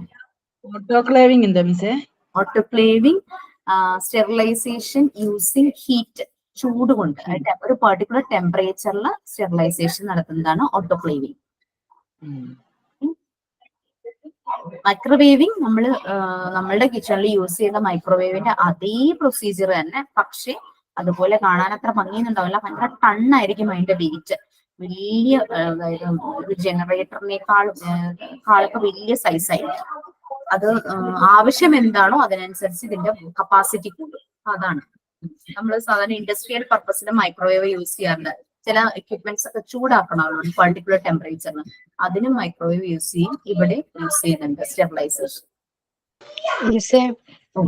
ലിക്വിഡ് വേസ്റ്റിനെ കെമിക്കൽ ട്രീറ്റ്മെന്റിൽ ഡിസ്ഇൻഫെക്ട് ചെയ്യാന്ന് പറഞ്ഞാ ലിക്വിഡ് വേസ്റ്റിൽ ഇൻഫെക്ഷൻസ് ഉണ്ടാകും, കെമിക്കൽ വേസ്റ്റിലും ഇൻഫെക്ഷൻസ് ഉണ്ടാവൂലേ. കാരണം കെമിക്കൽ വേസ്റ്റ് എന്തിനാ, എന്തെങ്കിലും കാര്യങ്ങളെ ക്ലീൻ ചെയ്യാൻ വേണ്ടിയിട്ട് ഉപയോഗിക്കുകയാണ്. അപ്പം ഈ അണുക്കളുള്ള ഭാഗമാണ് ക്ലീൻ ചെയ്യുക. ഇപ്പൊ ഫ്ലോർ ക്ലീൻ ചെയ്യാനായിട്ട് ഒരു സൊല്യൂഷൻ യൂസ് ചെയ്തു. അപ്പൊ അതിനെ ട്രീറ്റ് ചെയ്യുക, അതിനെ പുറത്തേക്ക് ട്രീറ്റ് ചെയ്യാന്ന് പറഞ്ഞു കഴിഞ്ഞാൽ ലിക്വിഡ് ആണെങ്കിൽ ഈ ട്രീറ്റ്മെന്റ് പ്രോസസ് എന്ന് പറഞ്ഞു കഴിഞ്ഞാൽ ഇതിനെ വീണ്ടും അണുവിമുക്തമാക്കുന്നതാണ് ട്രീറ്റ്മെന്റ് പ്രോസസ്. കാരണം ഇപ്പൊ നമ്മളൊരു റൂം, അത് ഒരു ഇൻഫെക്ഷൻസ് ആയിട്ടുള്ള ഒരു പേഷ്യന്റ് ഉപയോഗിച്ച റൂമാന്ന് വിചാരിക്കുക. ആ റൂം കംപ്ലീറ്റ് ഏതെങ്കിലും കെമിക്കൽ സൊല്യൂഷൻ യൂസ് ചെയ്തുകൊണ്ട് തുടച്ച് വൃത്തിയാക്കാൻ യൂസ് ചെയ്ത ടൂൾസ് ഉണ്ടാവുമല്ലോ, അത് ഇൻഫെക്റ്റഡ് ആയിട്ടുണ്ടാവും, അവിടുത്തെ അണുക്കളെല്ലാം അതിൽ പറ്റിയിരുന്നു. അപ്പൊ അതിനെ വീണ്ടും ട്രീറ്റ് ചെയ്ത് അതിനെ അണുവിമുക്തമാക്കണം. ആ ഒരു പ്രൊസീജിയറാണ് chemical treatment and discharge. Discharge എന്ന് പറഞ്ഞു കഴിഞ്ഞാൽ ആ വരുന്ന ഇൻഫെക്ഷ്യസ് ആയിട്ടുള്ള ലിക്വിഡിനെ ഡ്രെയിനേജിലേക്കും, സോളിഡിനെ, ഇൻഫെക്ഷ്യസ് ആയിട്ടുള്ള സോളിഡ് പാർട്ടാണെങ്കിൽ ഇപ്പൊ ക്ലോത്ത് യൂസ് ചെയ്തു, അത് സോളിഡ് പാർട്ടാണ്, അതിനെ ഏതെങ്കിലും ലാൻഡ് ഫില്ലിൽ കൊണ്ടുപോയി കളയും. നമ്മൾ ക്ലീൻ ചെയ്യാൻ കുറെ സാധനങ്ങൾ ഉപയോഗിക്കുന്നുണ്ട്. നമ്മൾ ആ ക്ലീനിങ്, നമ്മളിപ്പോ വീടുകളിലാണെങ്കിലും നമ്മൾ തുടയ്ക്കുന്നത്, നമ്മളൊരു ക്ലോത്ത് വെച്ച് തുടയ്ക്കുന്നു എന്ന് വിചാരിച്ചു, ആ ക്ലോത്ത് നമ്മൾ കൊണ്ടുപോയി നല്ലപോലെ വാഷ് ചെയ്ത് ഉണക്കി നമ്മൾ സൂക്ഷിക്കും. അതെന്തിനാ, അത് അഴുക്കായി. നമ്മൾ അഴുക്ക് ക്ലീൻ ചെയ്യാൻ ഉപയോഗിച്ചത് അത് ക്ലീൻ അല്ല. പിന്നെ അതിന്റെ ട്രീറ്റ്മെന്റ് ആണ് ലാസ്റ്റ് പറഞ്ഞത്. ക്ലിയർ ആയി? പിന്നെ താഴെ ഒരു നോട്ട് പോലെ തന്നിട്ടുണ്ട്. നമ്മൾ ഓൾറെഡി പറഞ്ഞു ലിക്വിഡ് വേസ്റ്റ് കാറ്റഗറി 10ലും ലിക്വിഡ് വേസ്റ്റ് വരുന്നുണ്ട്. അതിന് പ്രത്യേകിച്ച് കണ്ടെയ്നേഴ്സോ ബാഗ്സോ വേണ്ട. അത് ഡ്രെയിനേജിലൂടെ പോയി ആ പിറ്റിൽ, ആ കുഴിയിൽ പോയിട്ട് കളക്ട് ആവുകയാണ് ചെയ്യുന്നത്. ഓക്കെ, അതാണ് അവിടെ പ്രത്യേകം പറഞ്ഞത്. കാറ്റഗറി 8ഉം 10ഉം 10ന്റെ സോളിഡിന് കണ്ടെയ്നേഴ്സ് വേണം. ലിക്വിഡ് ബ്രാക്കറ്റ് കൊടുത്തിട്ടുണ്ട് പ്രത്യേകം ലിക്വിഡ് എന്ന്. Do not require containers or bags. നമ്മൾ പറഞ്ഞതിലൊന്നുകൂടെ നമുക്കൊന്ന് പറയാം. കാറ്റഗറി നമ്പർ 1 നമ്മൾ എന്തായിരുന്നു പറഞ്ഞത്, കാണണോ? 1 ഹ്യൂമൻ ബോഡി പാർട്സ്, ടിഷ്യൂസ് ഒക്കെ ആയിരുന്നു. അത് നമ്മൾ യെല്ലോ പ്ലാസ്റ്റിക് ബാഗിലാണ്. അത് പെർമനന്റ് ആയിട്ട് ഡിസ്പോസ് ചെയ്യേണ്ടതാണ്. നമുക്ക് അതിനകത്ത് റീയൂസ്, ബോഡി പാർട്സും കാര്യങ്ങളൊക്കെ അല്ലേ, ടിഷ്യൂസ് ഒക്കെ അല്ലേ, റീയൂസ് ചെയ്യാനൊന്നുമില്ല. സോ അത് ഇൻസിനറേഷൻ അല്ലെങ്കിൽ ഡീപ് ബറിയൽ ആയിരിക്കും അത് ചെയ്യുന്നത്. കാറ്റഗറി 2 ഫസ്റ്റ് ഹ്യൂമൻ ആണെങ്കിൽ സെക്കൻഡ് വൺ അനിമൽ ആയിരുന്നു. അതും അപ്പോൾ യെല്ലോ പ്ലാസ്റ്റിക് ബാഗിൽ തന്നെ അതും ഡിസ്പോസ് ചെയ്യുന്നത് സെയിം പ്രൊസീജിയർ, ഇൻസിനറേഷൻ, കത്തിച്ച് കളയുക, ചാരമാവുന്നവരെ. പിന്നെ ഡീപ് ബറിയൽ. പിന്നെ 3 ലാബ്, റിസർച്ച് ചെയ്യുന്ന സ്ഥലം, അങ്ങനെയുള്ള വലിയ വലിയ ലബോറട്ടറി, അതിൽ നിന്നെല്ലാമുള്ള വേസ്റ്റ്. അത് യെല്ലോ അല്ലെങ്കിൽ റെഡ് പ്ലാസ്റ്റിക് ബാഗിലായിരുന്നു. അത് റീയൂസ് ചെയ്യാൻ പറ്റുന്നത്, റീയൂസ് ചെയ്യാനായിട്ട് ലോക്കൽ ഓട്ടോക്ലേവിങ്ങും മൈക്രോവേവിംഗ് സ്റ്റെറിലൈസേഷൻ മെത്തേഡ് യൂസ് ചെയ്യും. കളയാൻ പറ്റുന്നത് ഇൻസിനറേഷൻ മെത്തേഡിൽ കളയും. ചില മെഷീൻസും എക്യുപ്മെന്റ്സും ഒക്കെ ഇത് ചെക്ക് ചെയ്യാനായിട്ട് ഉപയോഗിക്കും അല്ലെ. അപ്പൊ അത് ചിലപ്പോൾ നമുക്ക് റീയൂസ് ചെയ്തെടുക്കാൻ പറ്റുന്നത് ഫസ്റ്റ് 2 മെത്തേഡ്സിൽ സ്റ്റെറിലൈസ് ചെയ്യും. ലാസ്റ്റ് 1 ടെമ്പററി ആയിട്ട്, പെർമനന്റ് ആയിട്ട് ഡിസ്പോസിംഗ് ആണ്, ചാരമാകും. ഫോറസ്റ്റ് ഷാർപ്പായിരുന്നു. ഇതിന് പ്രൊസീജിയേഴ്സിന് വേണ്ടി യൂസ് ചെയ്യുന്ന നീഡിൽ, സിറിഞ്ച്, സ്കാൽപ്പൽസ് എന്ന് പറഞ്ഞു കഴിഞ്ഞാൽ സർജിക്കൽ നൈഫാണ്. പിന്നെ ബ്ലേഡ്, അങ്ങനെയുള്ള കാര്യങ്ങളെല്ലാം. അത് അവിടെ ശ്രദ്ധയില്ലാണ്ട് കിടന്നു കഴിഞ്ഞാൽ മറ്റുള്ളവരുടെ അത് വൂണ്ടൊക്കെ ഉണ്ടാക്കും, കുത്തിക്കേറും, അങ്ങനെയൊക്കെ സംഭവിക്കും. അപ്പൊ അതിന് ബ്ലൂ അല്ലെങ്കിൽ വൈറ്റ്. ഇതിനെല്ലാത്തിനും യൂസ് ചെയ്യുന്ന കണ്ടെയ്നേഴ്സ് ട്രാൻസ്പെറന്റ് അല്ല. പുറത്തുനിന്ന് നോക്കി ഉള്ളിൽ എന്താന്ന് കാണാൻ പറ്റാത്ത രീതിയിൽ ട്രാൻസ്ലൂസന്റ് ആണ്. ഓക്കെ, അങ്ങനെ. പിന്നെ പങ്ക്ചർ പ്രൂഫും ആയിരിക്കണം. അതിൽ ചെറിയ ഹോൾസ് ഒക്കെ ഉണ്ടെങ്കിൽ അതിലൂടെ ഇത് ലീക്ക് ചെയ്ത് പോകും, എന്ത് സാധനം നമ്മൾ എടുത്താൽ. അത് കെമിക്കൽ ട്രീറ്റ്മെന്റ്, ഓട്ടോക്ലേവിംഗ്, മൈക്രോവേവിംഗ് വെച്ചിട്ട് സ്റ്റെറിലൈസ് ചെയ്തെടുക്കാം. അല്ലെങ്കിൽ അതിനെ കട്ട് ചെയ്തോ ബ്രേക്ക് ചെയ്തോ കളയാം. ചെറിയ പീസസ് ആക്കിയിട്ട് അതിനെ ഡിസ്പോസ് ചെയ്യാം. അടുത്തത് കാറ്റഗറി നമ്പർ 5 ആയിരുന്നു. ഔട്ട്ഡേറ്റഡ് ആയിട്ടുള്ള മെഡിസിൻസ് അല്ലെങ്കിൽ ഏതെങ്കിലും രീതിയിൽ കേടായ മെഡിസിൻസ്. അത് ബ്ലാക്ക് അല്ലെങ്കിൽ റെഡ് പ്ലാസ്റ്റിക് ബാഗിലായിരുന്നു. അപ്പൊ അത് അതിനകത്ത് നമുക്കൊന്നും എടുക്കാനില്ല, അത് കംപ്ലീറ്റ് ഡിസ്ട്രക്ട് ചെയ്ത് കളയുക, ചാരമാക്കളൊന്നും അങ്ങനെ ചെയ്യുക, അല്ലെങ്കിൽ സെക്യൂർഡ് ആയിട്ടുള്ള ലാൻഡ് ഫിൽസിൽ ഡിസ്പോസ് ചെയ്യുക. ഓപ്പൺ പബ്ലിക് സ്പേസിലൊന്നും കൊണ്ടിടാൻ പാടില്ല. ഇതുപോലെ തന്നെ ഒഴിഞ്ഞ സ്ഥലങ്ങളിൽ ഇങ്ങനെ ഡിസ്പോസ് ചെയ്യാൻ പറ്റുന്ന സ്ഥലങ്ങളുണ്ടാവും. 6 സോയിൽഡ് വേസ്റ്റ് ആയിരുന്നു, ഡേർട്ടി ആയിട്ടുള്ള വേസ്റ്റ്, പല രീതിയിലുള്ള കോട്ടൺ, അങ്ങനെ കുറെ കാര്യങ്ങൾ, പ്ലാസ്റ്റിക്കിന്റെ പാർട്സ്, ബാൻഡേജ്, അതൊക്കെ. അത് യെല്ലോ റെഡ് പ്ലാസ്റ്റിക് ബാഗിലായിരിക്കും. അതിന് നമുക്ക് ഉപയോഗിക്കാൻ പറ്റുന്നത് ഓട്ടോക്ലേവിംഗ്, മൈക്രോവേവിംഗ് ചെയ്യാം, അല്ലാത്തതെല്ലാം കത്തിച്ച് കളയും. 7 സോളിഡ് വേസ്റ്റ് ആയിരുന്നു. അത് കത്തീറ്റേഴ്സ് ഉണ്ടാവാം, നമുക്ക് IV ഇടില്ലേ ഇങ്ങനെ ഇഞ്ചക്ഷൻ ചെയ്യാൻ വേണ്ടിയിട്ട് IV ഇടുന്നതാകാം, നോസ് ട്യൂബ് ആകാം, വായിലൂടെ എന്തെങ്കിലും രീതിയിലുള്ള ട്യൂബ് കൊടുക്കുന്നുണ്ടെങ്കിൽ അതായിരിക്കും. അങ്ങനെ ഏത് രീതിയിലുള്ളതാണെങ്കിലും അതെല്ലാമാണ്. പിന്നെ അതിന് റെഡ് പ്ലാസ്റ്റിക് ബാഗാണ് യൂസ് ചെയ്യുന്നത്. പിന്നെ സ്റ്റെറിലൈസ് ചെയ്യാവുന്നതെന്ന് നമുക്കറിയാലോ, കെമിക്കൽ ട്രീറ്റ്മെന്റ്, മൈക്രോവേവിങ്, ഓട്ടോക്ലേവിംഗ് ഒക്കെയാണ് സ്റ്റെറിലൈസേഷന് വേണ്ടിയിട്ട് യൂസ് ചെയ്യുന്നത്. നമ്മൾ സാധാരണ രീതിയിലുള്ള കഴുകിയെടുക്കലല്ല നമുക്കറിയാലോ ഇങ്ങനത്തെ ഹോസ്പിറ്റലിലെ സാധനങ്ങൾ. അപ്പൊ അതിന്റെ സ്റ്റെറിലൈസേഷൻ മെത്തേഡ് ഉണ്ട് സ്റ്റാൻഡേർഡ് ആയിട്ടുള്ളത്. അതാണ് കെമിക്കൽ ട്രീറ്റ്മെന്റ്, ഓട്ടോക്ലേവിംഗ്, മൈക്രോവേവ്. പിന്നെ ബ്രേക്ക് ചെയ്തോ കട്ട് ചെയ്തോ ഒക്കെ കളയണം. 8 ലിക്വിഡ് വേസ്റ്റ് ആയിരുന്നു. അത് ഡ്രെയിനേജിലേക്ക് പോകും. അതിൽ നമുക്കൊന്നും എടുക്കാനില്ല, വേസ്റ്റ് ആണ്. ലാബിൽ നിന്നും ഹോസ്പിറ്റലിലെ ബാക്കി സെക്ഷനിൽ നിന്നൊക്കെയുള്ള ക്യാൻറ്റീൻ ആണെങ്കിലും ആളുകൾ കൈ കഴുകുന്ന സ്ഥലമാണെങ്കിലും എവിടെ നിന്നാണെങ്കിലും ഉള്ള വെള്ളം ആ ഒരു ലിക്വിഡ് ഡ്രെയിനേജിലേക്ക് പോകും. അവിടെ ഓപ്പൺ ആയിട്ടൊന്നും ഇരിക്കരുത്, അതൊക്കെ സീൽഡ് ആയിരിക്കണം. ഏതെങ്കിലും രീതിയിൽ ലീക്ക് ഒക്കെ ഉണ്ടെങ്കിൽ അത് പ്രോപ്പർ ആയിട്ട് അത് കറക്റ്റ് ചെയ്യണം. പിന്നെ 9 ഇതെല്ലാം ഡിസ്പോസ് ചെയ്യുന്നത് ഇൻസിനറേഷൻ മെത്തേഡ് നമ്മൾ പറഞ്ഞു, ബേൺ ടു ആഷസ്. ആ ആഷിന്റെ ഒരു കൂമ്പാരം എന്തായാലും ഉണ്ടായിരിക്കും. അത് ബ്ലാക്ക് പ്ലാസ്റ്റിക് ബാഗിൽ കളക്ട് ചെയ്തിട്ട് ലാൻഡ് ഫില്ലിൽ കൊണ്ടുപോയി ഡിസ്പോസ് ചെയ്യും.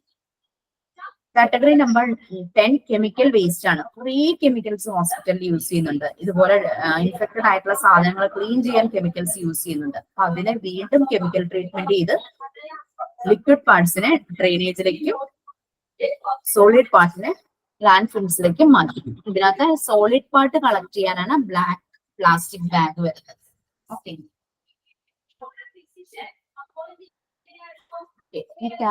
അതിനകത്ത് പ്രത്യേകം പറഞ്ഞു 8ഉം 10ഉം ലിക്വിഡ് ആയതുകൊണ്ട് അതിന് കണ്ടെയ്നേഴ്സോ ബാഗ്സോ ആവശ്യമില്ല. ആ ഡ്രെയിനേജിലേക്ക് നേരെ പോവുകയാണ്. നെക്സ്റ്റ് ഇതിന്റെ ട്രാൻസ്പോർട്ടേഷൻ ആൻഡ് സ്റ്റോറേജ്. നമ്മൾ ഓൾറെഡി പറഞ്ഞു പങ്ക്ചർ പ്രൂഫ് ആയിരിക്കണം എന്ന് പറഞ്ഞു, ട്രാൻസ്ലൂസന്റ് ആയിരിക്കണം എന്ന് പറഞ്ഞു. കൊണ്ടുപോകുന്ന സാധനങ്ങൾ ക്യാരി ചെയ്യുന്ന ബാഗ്സ് അല്ലെങ്കിൽ കണ്ടെയ്നേഴ്സ്. പ്രോസസ്സ് ചെയ്യാതെ ഈ ബയോമെഡിക്കൽ വേസ്റ്റ് പല ഭാഗങ്ങളിൽ നിന്നും കളക്ട് ചെയ്ത് അതിനെ സ്പെഷ്യലി അറേഞ്ച്ഡ് വെഹിക്കിൾസിലായിരിക്കും കൊണ്ടുപോകുന്നത്. ലൈക്ക് ട്രോളീസ് എല്ലാം ഉണ്ടാവുന്ന കവർ ചെയ്ത വലിയ വണ്ടികളിലായിരിക്കും കൊണ്ടുപോകുന്നത്. നമ്മൾ കണ്ടിട്ടില്ലേ മുനിസിപ്പാലിറ്റിയുടെ വേസ്റ്റ് ഇതുപോലെ കൊണ്ടുപോകുന്നത്. അവർ അത്രയും ഒന്നും ശ്രദ്ധിക്കുന്നില്ല, പോണ വഴിക്കൊക്കെ കുറെ വീടുണ്ടാവും. പക്ഷെ ഇവര് നല്ല പോലെ സ്പെഷ്യലി അറേഞ്ച് ചെയ്ത് കവർ ചെയ്തതായിരിക്കും, പുറത്തേക്ക് കാണാനോ സ്മെല്ല് വരാനോ വരാത്ത രീതിയിൽ. ഇത് നല്ല പോലെ ഇതിന് കളക്ട് ചെയ്ത് കൊണ്ടുപോകുന്ന ബാഗ് അല്ലെങ്കിൽ കണ്ടെയ്നർ നല്ല പോലെ ടൈ ചെയ്യണം, കെട്ടി വെക്കണം ട്രാൻസ്പോർട്ടേഷന് മുമ്പ്, അല്ലെങ്കിൽ അതിൽ നിന്നെല്ലാം ലീക്ക് ആയിട്ട് പോകും. ഇതെല്ലാം സൈൻ ചെയ്ത പ്രത്യേകം ഓരോ വേസ്റ്റ് കൊണ്ടുപോകുന്നതിന്റെ ഡീറ്റെയിൽസ് സൈൻ ചെയ്ത നേഴ്സോ ഡോക്ടറോ ആരാണ് ആ ഒരു ഡേറ്റിന് ആ ഒരു ഷിഫ്റ്റ് സമയത്ത് ഡ്യൂട്ടിയിലുള്ളത്, അത് എവിടെ നിന്നാണോ കൊണ്ടുവരുന്നത്, എത്ര ക്വാണ്ടിറ്റി ഉണ്ട്, അങ്ങനെയുള്ള കാര്യങ്ങളെല്ലാം പ്രത്യേകം സൈൻ ചെയ്ത് ഒരു ഡോക്യുമെന്റ് ആയിട്ട് സൂക്ഷിക്കണം. ആ യൂസ് ചെയ്യുന്ന വെഹിക്കിൾസ് നല്ലപോലെ ക്ലോസ്ഡ് ആയിരിക്കണം. പിന്നെ ഇതിന്റെ കണ്ടെയ്നേഴ്സിന്റെ ഉള്ളിൽ നല്ല പോലെ വാഷ് ചെയ്തിരിക്കണം, കംപ്ലീറ്റ്ലി വാഷ് ചെയ്യണം. കാരണം ഈ വേസ്റ്റിന്റെ പ്രീവിയസ്ലി കൊണ്ടുപോയ വേസ്റ്റിന്റെ കാര്യങ്ങളൊന്നും അതിനകത്ത് ഉണ്ടായിരിക്കുന്നത്. നല്ല പോലെ വാഷ് ചെയ്ത് ആയിരിക്കണം കണ്ടെയ്നേഴ്സിന്റെ ഉള്ളിൽ. അപ്പൊ കൊണ്ടുപോകുമ്പോൾ ശ്രദ്ധിക്കേണ്ട കാര്യങ്ങളാണ്. നല്ലപോലെ ടൈ ചെയ്ത് വെക്കണം ഈ ബാഗ്സ് അല്ലെങ്കിൽ കണ്ടെയ്നേഴ്സ്. പിന്നെ അത് ഓപ്പൺ ആയിരിക്കരുത്, കവേർഡ് ആയിരിക്കണം. കവേർഡ് ആയിട്ടുള്ള വെഹിക്കിളും തന്നെയാണ് യൂസ് ചെയ്യുന്നത്. ഡീറ്റെയിൽസ് കംപ്ലീറ്റ് ഡ്യൂട്ടിയിലുള്ള ഓതറൈസ്ഡ് ആയിട്ടുള്ള ആളെ കൊണ്ട് സൈൻ ചെയ്യിക്കണം. പിന്നെ ഇതുമായിട്ട് കൈകാര്യം ചെയ്യുന്ന ആളുകൾ പേഴ്സണൽ സേഫ്റ്റി ഡിവൈസസ്, അതായത് ഇത് ചെയ്യുന്ന ആളുകളുണ്ടല്ലോ, അവര് ശ്രദ്ധിക്കേണ്ട കുറച്ച് കാര്യങ്ങൾ. പ്രൊട്ടക്റ്റീവ് ആയിട്ടുള്ള മെത്തേഡ്സ് അവരെ യൂസ് ചെയ്യണം. ഇപ്പൊ ഗ്ലൗസ് ശരിക്കും വേണ്ടതാണ്. ഹെവി ഡ്യൂട്ടി റബ്ബർ ഗ്ലൗസ് ആണ്. നമ്മൾ ഹൗസ് ഹോൾഡ് പാത്രം കഴുകാനോ അലക്കാനോ ഒക്കെ വീട്ടിൽ യൂസ് ചെയ്യുന്ന തിന്നായിട്ടുള്ള ഗ്ലൗസ് അല്ല, അല്ലെങ്കിൽ കുക്കിങ്ങിന് യൂസ് ചെയ്യുന്ന തിന്നായിട്ടുള്ള ഗ്ലൗസ് അല്ല. ഹെവി ഡ്യൂട്ടി നല്ല കട്ടിയുള്ള റബ്ബർ ഗ്ലൗസസ് ആണ് വേണ്ടത്. എന്നുവെച്ചാൽ അതിനകത്ത് പെട്ടെന്ന് പങ്ക്ചർ ആയി പോകരുത്. ഇത് ബ്രൈറ്റ്ലി യെല്ലോയിഷ് കളർ ആയിരിക്കണം. After handling the waste, the gloves should be washed 2 times. ഈ വേസ്റ്റ് ഹാൻഡിൽ ചെയ്തതിനു ശേഷം ഗ്ലൗസ് നല്ല പ്രോപ്പർ ആയിട്ട് 2 times വാഷ് ചെയ്തിരിക്കണം. ഓരോ യൂസിന് ശേഷം സോപ്പും ഡിസിൻഫെക്ടന്റും യൂസ് ചെയ്തിട്ട് ഈ ഗ്ലൗസ് വാഷ് ചെയ്യണം. പിന്നെ ഓപ്പറേറ്റർക്ക് ഫിറ്റ് ആകുന്ന രീതിയിലുള്ള സൈസ് ആയിരിക്കണം. ലൂസ് ആണെങ്കിൽ അതിനിടയിൽ കൂടെ അയാളുടെ കയ്യിലേക്ക് അഴുക്കൊക്കെ പോവാം. അപ്പൊ നല്ല പോലെ ഓപ്പറേറ്റർക്ക് ആ സൈസിലുള്ളത്, ഓപ്പറേറ്റർക്ക് വലിയ സൈസിലുള്ളതായിരിക്കും. പിന്നെ ഏപ്രൺസ് യൂസ് ചെയ്യണം, ഗൗൺസ് യൂസ് ചെയ്യണം, ചിലപ്പോ ചില ഷൂ ഈ മുട്ടിന്റെ അവിടെ വരെ വരുന്ന കവറിങ് ആയിട്ടുള്ള ബൂട്ട് പോലത്തെ അങ്ങനത്തെ യൂസ് ചെയ്യേണ്ടതായിട്ട് വരും. മാസ്ക് യൂസ് ചെയ്യണം, നിർബന്ധമായിട്ടും മാസ്ക് യൂസ് ചെയ്യണം. പല ടൈപ്പ് മാസ്ക് ഉണ്ട്. പിന്നെ ഗോഗിൾസ്, ചില കെമിക്കൽ വേസ്റ്റ് ഒക്കെ ആണെങ്കിൽ കണ്ണിലേക്കൊക്കെ തെറിച്ചു കഴിഞ്ഞാൽ കണ്ണിനൊക്കെ അപകടമാണല്ലോ. അപ്പൊ അതുകൊണ്ട് ഗോഗിൾസ് യൂസ് ചെയ്യണം, ഫേസ് ഷീൽഡ് യൂസ് ചെയ്യണം. അപ്പൊ ശരിക്കും നമ്മുടെ മൂക്കിനും നമ്മൾ ശ്വസിക്കരുത്, അത് മൂക്കിന്, കണ്ണിന്, വായ്ക്ക് ഇത്രയും ഒക്കെ കവർ ചെയ്യുന്ന രീതിയിൽ. കാരണം നിപ്പയൊക്കെ വന്നത് കൊറോണ സമയത്തൊക്കെ എല്ലാരും അതുപോലത്തെ ആ ഒരു ഹെൽത്ത് ഡിപ്പാർട്ട്മെന്റിലുള്ളവർ അങ്ങനെ യൂസ് ചെയ്ത് പോകുന്നത് നമ്മൾ കണ്ടിട്ടുണ്ടല്ലോ. Should be worn alone or in combination. ചില സമയത്ത് ചില വേസ്റ്റ് മാനേജ് ചെയ്യുമ്പോൾ ഫേസ് ഷീൽഡ് മാത്രമാകാം, അല്ലെങ്കിൽ ഇതെല്ലാം ഒരുമിച്ച് ഇടേണ്ടത് ആവശ്യമാണ്. പ്രൊട്ടക്റ്റീവ് ബാരിയർ ആണ്, കാരണം അവനവന്റെ സ്വന്തം പ്രൊട്ടക്ഷന് വേണ്ടിയിട്ട്. It is compulsory for personnels who work in the incinerator chamber to put on a mask that covers both nose, mouth, if possible, a gas mask with filters. ഈ ഇൻസിനറേഷൻ ചേംബർ ഉണ്ടല്ലോ, അതെല്ലാം കത്തിച്ച് ചാരമാക്കുന്നത്, കത്തുന്ന സമയത്ത് ഒത്തിരി ഫ്യൂംസ് പുറത്തേക്ക് വരും. അതെല്ലാം കണ്ടാമിനേറ്റഡ് ആയിരിക്കും, അത് കണക്കിലുണ്ടായിരിക്കും ആ ഫ്യൂംസ്. അതൊന്നും നമ്മൾ ശ്വസിക്കാൻ പാടില്ല. അതുകൊണ്ടാണ് ആ ചേംബറിനകത്ത് നിന്ന് വർക്ക് ചെയ്യുന്നവര് പ്രത്യേക രീതിയിൽ തന്നെ ആ മാസ്ക് മൂക്കും വായും എല്ലാം നല്ലപോലെ കവർ ചെയ്യുന്ന രീതിയിലുള്ള മാസ്ക് വേണം. പിന്നെ ഫിൽറ്റേഴ്സ് ഉള്ളതായിരിക്കണം. ഈ ആഷസ് എങ്ങാനും വന്നാൽ അതിനെ പുറത്തേക്ക് കളയാവുന്ന രീതിയിൽ. ബൂട്ട്സ് ഞാൻ പറഞ്ഞല്ലോ, leg covering, boots or shoe covers give greater safety to the skin. കാരണം കാലിൽ എന്തെങ്കിലും ഒരു മുറിവോ അല്ലെങ്കിൽ എന്തെങ്കിലും കെമിക്കൽ വീണ് കഴിഞ്ഞാൽ പെട്ടെന്നായിരിക്കും ബോഡിയിലേക്ക് ആ ഒരു ഇൻഫെക്ഷൻ കയറുന്നത്. ആ മുറിവുണ്ടെങ്കിൽ ആ മുറിവിലൂടെ ഈ സ്പ്ലാഷസ് എന്ന് പറഞ്ഞാൽ തെറിച്ച് എന്തെങ്കിലും വീഴുക, ഈ ലിക്വിഡ് ഒക്കെ അങ്ങനെയൊക്കെ ഉണ്ടാവുമല്ലോ, പലതും ബ്ലഡും ബോഡി ഫ്ലൂയിഡ്സ് എല്ലാം ഉണ്ടാക്കി ലാർജ് കണ്ടാമിനേറ്റഡ് വേസ്റ്റ് ആണ് ഇവര് ഡീൽ ചെയ്യുന്നത്. അപ്പൊ ബൂട്ടും അത് അല്ലെങ്കിൽ നല്ലപോലെ കവർ ചെയ്യുന്ന ഷൂവും അത്യാവശ്യമാണ്.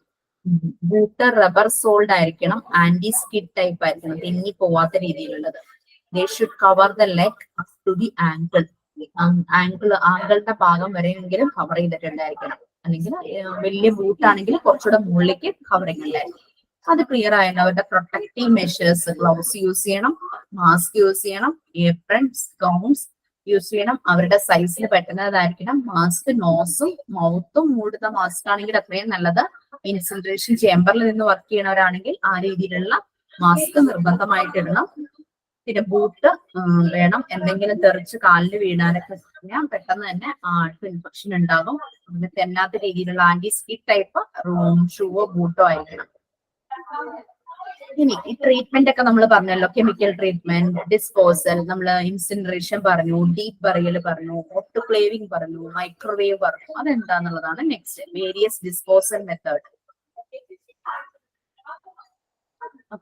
Incineration technology high temperature thermal process ആണ്.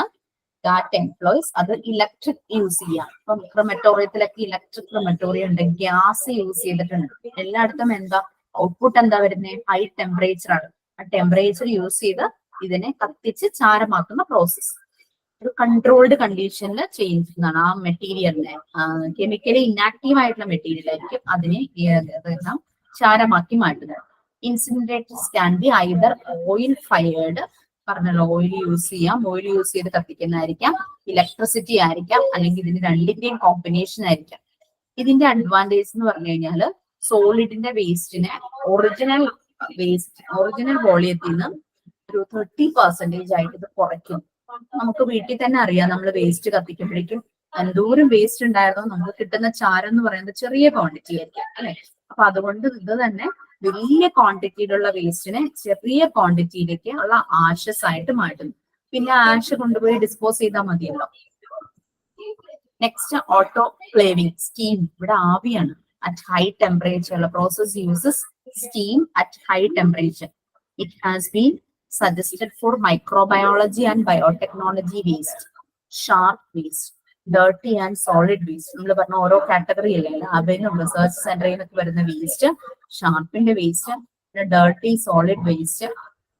This technology offers certain categories of waste that is not detrimental so that the treated residues can be landfilled. ചില വേസ്റ്റ് എന്ന് പറഞ്ഞു കഴിഞ്ഞാൽ നമുക്ക് ലാൻഡ്ഫില്ലിൽ കൊണ്ടുപോയി കളയാനായിട്ട് പറ്റും. ആ രീതിയിൽ അത് മാറ്റുന്നു. അതാണ് ഓട്ടോക്ലേവിംഗ് ചെയ്യുന്നത്. ഹൈ ടെമ്പറേച്ചർ ആണ് യൂസ് ചെയ്യുന്നത്.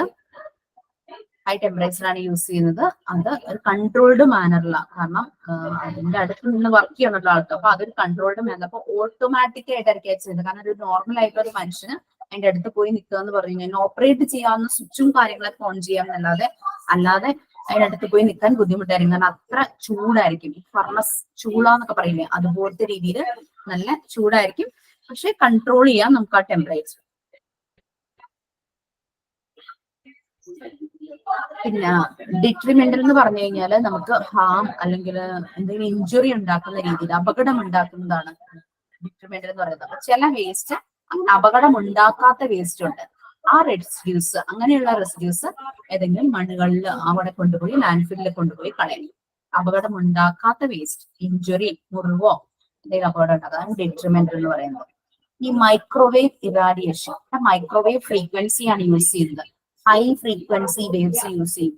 നമുക്ക് നമ്മുടെ മൈക്രോവേവ് ഓവൻ, അതാണ് നമ്മളൊരു ടെമ്പറേച്ചർ ഒക്കെ സെറ്റ് ചെയ്യുമ്പോഴേക്കും ആ ഒരു ടെമ്പറേച്ചറിൽ നമ്മൾക്ക് അത് കുക്കായി വരുന്നു. അവിടെ മൈക്രോവേവ് ഫ്രീക്വൻസിയാണ് അവിടെ വരുന്നത്. അപ്പൊ ഇതിനകത്തുള്ള ഈ വേസ്റ്റ് മെറ്റീരിയലിലുള്ള പാർട്ടിക്കിൾസിനെ ഇങ്ങനെ പതുക്കെ മൂവ് ചെയ്യിക്കും. ക്രംബിൾ എന്ന് പറഞ്ഞു കഴിഞ്ഞാൽ ഇങ്ങനെ മൂവ് ചെയ്യുക, ജെർക്ക് ചെയ്യുക, അങ്ങനെ തെറിച്ച് തുള്ളി അങ്ങനെ ആ ഒരു രീതിയിൽ ജനറേറ്റിംഗ് ഹീറ്റ്. അങ്ങനെ ഹീറ്റ് ജനറേറ്റ് ചെയ്യുമ്പോഴേക്കും അതൊക്കെ കൂടി ഇങ്ങനെ അനങ്ങാനായിട്ട് തുടങ്ങും. ഇത് എല്ലാ അണുക്കളെയും ഡിസ്ട്രോയ് ചെയ്യും. ഈ രീതിയിലുള്ള ഹീറ്റ് പ്രൊഡ്യൂസ് ചെയ്യുന്ന അണുക്കളെ എല്ലാം ഡിസ്ട്രോയ് ചെയ്യും. ഒരു ഷാർപ്പ് നൈഫോ അല്ലെങ്കിൽ എന്തെങ്കിലും ഒന്ന് മൈക്രോവേവ് ചെയ്ത് അതിനെ സ്റ്റെറിലൈസ് ചെയ്യണമെങ്കിൽ അത് അവിടെ വെക്കുമ്പോൾ അതിലുള്ള അണുക്കളെല്ലാം കൂടെ മൂവ് ചെയ്ത് ആ ടെമ്പറേച്ചറിൽ അത് അങ്ങോട്ട് നശിച്ചു പോകും. Next chemical method. നമ്മൾ ലോഷൻസ് ഒക്കെ യൂസ് ചെയ്തിട്ട് ക്ലീൻ ചെയ്യുമല്ലോ, അതാണ് next method, chemical methods. 1% for chemical disinfection, 1% hypochlorite solution can be used. ഇതിനകത്ത് ഡൈലൂട്ട് ചെയ്തിട്ട് നമുക്കുള്ള കെമിക്കൽ ഏജന്റിനെ ഡൈലൂട്ട് ചെയ്തിട്ടായിരിക്കും ഈ ഡിസിൻഫെക്ഷൻ വേണ്ടിയിട്ട് യൂസ് ചെയ്യുന്നത്. അതിന് വേണ്ടിയിട്ട് ഹൈപ്പോക്ലോറൈഡ് സൊല്യൂഷൻ, 1% ഹൈപ്പോക്ലോറൈഡ് സൊല്യൂഷൻ ആണ് യൂസ് ചെയ്യുന്നത്. നമ്മൾ വീടുകൾ ക്ലീൻ ചെയ്യാനായിട്ട് ഫ്ലോർ ക്ലീനർ ഇല്ലേ, അത് നമ്മൾ ഫ്ലോർ ക്ലീനർ അങ്ങനെ എടുത്തല്ലോ ഉപയോഗിക്കുന്നത്. വെള്ളത്തിൽ നമ്മൾ നല്ലപോലെ ഡൈലൂട്ട് ചെയ്യും. ഇപ്പം 1 ലിറ്റർ വെള്ളത്തിൽ ഇപ്പൊ ഒരു കപ്പെന്നോ അങ്ങനെ എന്തെങ്കിലും പറയണ്ടോ, അപ്പൊ അതിനനുസരിച്ച് ഡൈലൂട്ട് ചെയ്തിട്ടാണ് നമ്മളത് ഉപയോഗിക്കുന്നത് അല്ലെ. ഇപ്പൊ കെമിക്കൽ ഡിസിൻഫെക്ഷൻ മെത്തേഡ് അതാണ്. 1% ഹൈപ്പോക്ലോറൈഡ് സൊല്യൂഷൻ ആണ് ഉപയോഗിക്കുന്നത്. ഇതൊരു മോഡേൺ ടെക്നോളജിയാണ് പ്ലാസ്മ പൈറോളിസിസ് എന്ന് പറയുന്നത്. ഇത് മെഡിക്കൽ വേസ്റ്റിന്റെ സേഫ് റിമൂവൽ ആണ്. ഇപ്പൊ അഡ്വാൻസ്ഡ് ആയിട്ടുള്ള എൻവയോൺമെന്റ് ഫ്രീ ആണ്. നമ്മൾ സാധാരണ യൂസ് ചെയ്യുന്ന ഏതെങ്കിലും ഡിസിൻഫെക്ടന്റ് സാധനം ചിലപ്പോൾ എൻവയോൺമെന്റിന്, നമ്മുടെ അറ്റ്മോസ്ഫിയറിന് വളരെ ദോഷം ഉണ്ടാക്കുമായിരിക്കും. ഇത് പക്ഷെ എൻവയോൺമെന്റ് ഫ്രണ്ട്ലി ടെക്നോളജിയാണ്. ഇതും ടെമ്പറേച്ചർ തന്നെയാണ് യൂസ് ചെയ്യുന്നത്. ഇതിനെ ഓക്സിജന്റെ ആബ്സെൻസിൽ, അതായത് അതുപോലുള്ള കണ്ടെയ്നറിൽ ഓക്സിജൻ ഇല്ലാത്തൊരു കണ്ടെയ്നറിൽ വെച്ചിട്ടാണ് ഇത് പ്ലാസ്മ എനർജി, ഇവിടെയും ടെമ്പറേച്ചർ തന്നെ യൂസ് ചെയ്തിട്ട് അതിനെ ഡിസ്പോസ് ചെയ്യുന്നു. പ്രധാനമായിട്ടും പ്ലാസ്റ്റിക്കിന്റെ ഡിസ്പോസലിന് ഈ പ്ലാസ്മ പൈറോളിസിസ് ആണ് ഉപയോഗിക്കുന്നത്.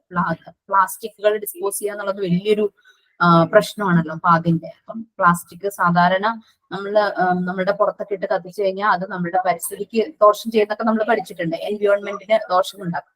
പക്ഷെ ഈ മെത്തേഡ് എൻവയോൺമെന്റ് ഫ്രണ്ട്ലി ആയിട്ടുള്ള ടെക്നോളജിയാണ്. പ്രധാനമായിട്ടും പ്ലാസ്റ്റിക് ഐറ്റംസ് ഡിസ്പോസ് ചെയ്യാനായിട്ട് യൂസ് ചെയ്യുന്ന ടെമ്പറേച്ചർ തന്നെയാണ് ഇവിടെയും ഉപയോഗിക്കുന്നത്. ആക്ഷൻ ഓഫ് ഹീറ്റ് തന്നെയാണ്. ലാൻഡ് ഡിസ്പോസൽ ഓൾറെഡി പറഞ്ഞു, പലതും കൊണ്ടുപോയി സെക്ലൂഡഡ് ആയിട്ടുള്ള ലാൻഡ് ഫില്ലിൽ കൊണ്ട് കളയും. 2 മെത്തേഡ്സ് ആണ്. ഓപ്പൺ ഡംപിംഗും ഉണ്ട്, സാനിറ്ററി ലാൻഡ് ഫില്ലിംഗും ഉണ്ട്. ഓപ്പൺ ഡംപിംഗ് ഈസ് ഒരു അൺസെക്യൂർ ആയിട്ടുള്ള മെത്തേഡാണ്. കാരണം എന്താണെന്ന് വെച്ചാൽ ഇങ്ങനെ അങ്ങനെയുള്ള സ്ഥലങ്ങളിൽ കൊണ്ടിടുമ്പോൾ ചിലപ്പോൾ പട്ടിയോ പൂച്ചയോ അങ്ങനെ എന്തെങ്കിലും ജന്തുക്കളൊക്കെ അടിച്ചു മാന്തി കൊണ്ടുവരും. പിന്നെ ഒട്ടും അറിയാത്ത കുട്ടികൾ ആ ഭാഗങ്ങളിലേക്കൊക്കെ കളിക്കാനൊക്കെ പോവുകയാണെങ്കിൽ അവർക്കൊക്കെ അപകടം ഉണ്ട്. അപ്പൊ അതൊരു സെക്യൂർ അല്ലാത്തൊരു മെത്തേഡാണ് ഓപ്പൺ ആയിട്ട് കൊണ്ടുപോയി കളയുക എന്നുള്ളത്.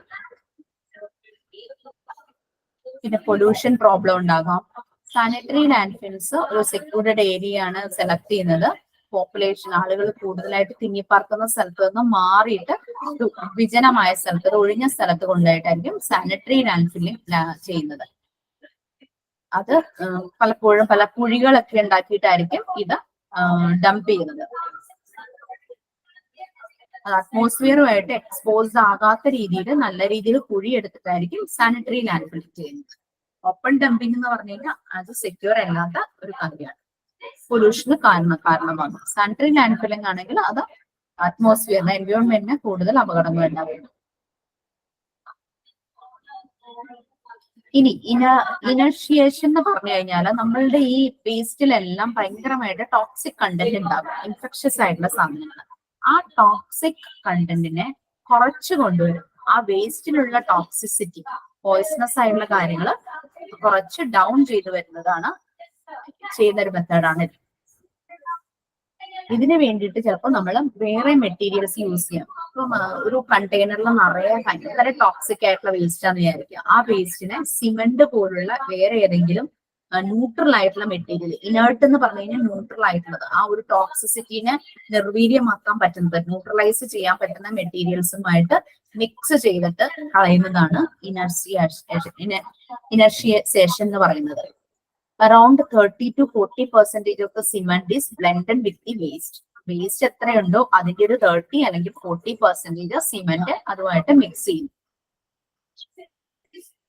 ഇത് മെഡിസിൻ വേസ്റ്റ് ഒക്കെ വരുമല്ലോ, ഡ്രഗ്സ്, മരുന്നുകളൊക്കെ വേസ്റ്റ് ആയിട്ട് വരുന്നത്, അതിന്റെ ഡിസ്പോസലിന് വേണ്ടിയിട്ടാണ് കൂടുതലും യൂസ് ചെയ്യുന്നത്. ഹൈ മെറ്റൽ കണ്ടന്റ്സ് ഉള്ള മെറ്റീരിയൽസ് ഒക്കെ വരുവാണെങ്കിൽ അതിന് വേണ്ടിയിട്ടാണ് ഇനർഷിയേഷൻ യൂസ് ചെയ്യുന്നത്. ഓൾമോസ്റ്റ് എല്ലാ മെത്തേഡ്സും നിങ്ങൾക്ക് മനസ്സിലായി കാണുമെന്ന് വിചാരിക്കുന്നു. നമ്മൾ ആദ്യം പറഞ്ഞത് നമ്മൾ പറഞ്ഞ ഇൻസിനറേഷൻ ടെക്നോളജി ആയിരുന്നു. പിന്നെ ഓട്ടോക്ലേവിംഗ് പറഞ്ഞു, ടെമ്പറേച്ചറാണ് യൂസ് ചെയ്യുന്നത്. ഇൻസിനറേഷനിലും ടെമ്പറേച്ചറാണ് യൂസ് ചെയ്യുന്നത്. ഓയിൽ യൂസ് ചെയ്ത് കത്തിക്കാം, അല്ലെങ്കിൽ ഇലക്ട്രിസിറ്റി ഉപയോഗിക്കാറുണ്ട്, അല്ലെങ്കിൽ അത് രണ്ടും കൂടെ കമ്പൈൻ ചെയ്ത് ഉപയോഗിക്കും. മൈക്രോവേവില് മൈക്രോവേവ് ഫ്രീക്വൻസി, ഹൈ ഫ്രീക്വൻസി കൊടുക്കുമ്പോഴേക്കും മെറ്റീരിയൽസ് എല്ലാം കൂടി ഇങ്ങനെ ട്രംബിൾ ചെയ്യാൻ തുടങ്ങും, വെറച്ച് എന്ന് പറയില്ലേ, ജെർക്ക് ചെയ്യാനായിട്ട് തുടങ്ങും. അങ്ങനെ ഹീറ്റ് പ്രൊഡക്ഷന്റെ അണുക്കളെല്ലാം ഡിസ്ട്രോയ് ആയപ്പോ പിന്നെ കെമിക്കൽ മെത്തേഡ്സ്, നമ്മൾ യൂസ് ചെയ്യുന്ന കെമിക്കൽ ട്രീറ്റ്മെന്റിന് യൂസ് ചെയ്യുന്ന ഡിസിൻഫെക്ടന്റ് ഒരു 1% hypochlorite solution. Plasma pyrolysis main ആയിട്ടും പ്ലാസ്റ്റിക് ഡിസ്പോസലിനാണ്. അതോടെ പറഞ്ഞിട്ടില്ല, നിങ്ങൾ അത് നോട്ട് ചെയ്ത് വെക്കണം. അതൊരു മോഡേൺ ടെക്നോളജിയാണ്, എക്കോ ഫ്രണ്ട്ലി ആണ്, എൻവിയോൺമെന്റൽ ഫ്രണ്ട്ലി ടെക്നോളജിയാണ്. നമ്മുടെ എൻവിയോൺമെന്റിന് ദോഷമൊന്നും ചെയ്യും. പിന്നെ ലാൻഡ് ഡിസ്പോസൽ രണ്ട് രീതിയിൽ ചെയ്യും. ഓപ്പൺ ഡംപിംഗ് ഉണ്ട്, സാനിറ്ററി ലാൻഡ് ഫില്ലിംഗ് ഉണ്ട്. ഓപ്പൺ ഡംപിംഗ് അൺസെക്യൂർ ആണ്. സാനിറ്ററി ലാൻഡ് ഫില്ലിംഗ് ആകുമ്പോൾ ചെറിയ ചെറിയ ഡിച്ചസ് ഉണ്ടാക്കും, കുഴികൾ പോലെ പല ലെയറിൽ. എന്നിട്ട് അതിനനുസരിച്ച് ഇതിലെ വേസ്റ്റിനെ ഡിസ്പോസ് ചെയ്യും. ഇപ്പൊ വേസ്റ്റ് അറ്റ്മോസ്ഫിയറുമായിട്ട്, ഓപ്പൺ സ്പേസുമായിട്ട്, എൻവിയോൺമെന്റുമായിട്ട് എക്സ്പോസ്ഡ് ആവില്ല. പിന്നെ ഇനർഷിയേഷൻ എന്ന് പറഞ്ഞു കഴിഞ്ഞാൽ നമ്മുടെ വേസ്റ്റിന്റെ ടോക്സിസിറ്റി കുറച്ച് നിർവീര്യമാക്കും. കുറയ്ക്കാൻ വേണ്ടിയിട്ട് ഏതെങ്കിലും ന്യൂട്രൽ ആയിട്ടുള്ള, ഇനേർട്ട് ആയിട്ടുള്ള മെറ്റീരിയൽ യൂസ് ചെയ്യും. അപ്പൊ ഇവിടെ കോമൺ ആയിട്ട് സിമെന്റുമായിട്ട് മിക്സ് ചെയ്യും. അപ്പൊ മെറ്റീരിയൽ എത്രയുണ്ടോ അതിന്റെ ഒരു 30 to 40% സിമെന്റ് എടുത്ത് മിക്സ് ചെയ്യുമ്പോഴേക്കും ഹൈ മെറ്റൽ കണ്ടന്റ് ഉള്ള ഫാർമസ്യൂട്ടിക്കൽ മരുന്നുകളൊക്കെ ആയിരിക്കും ഈ ഒരു രീതിയിൽ ഡിസ്പോസ് ചെയ്യാറ്. ക്ലിയർ ആയി?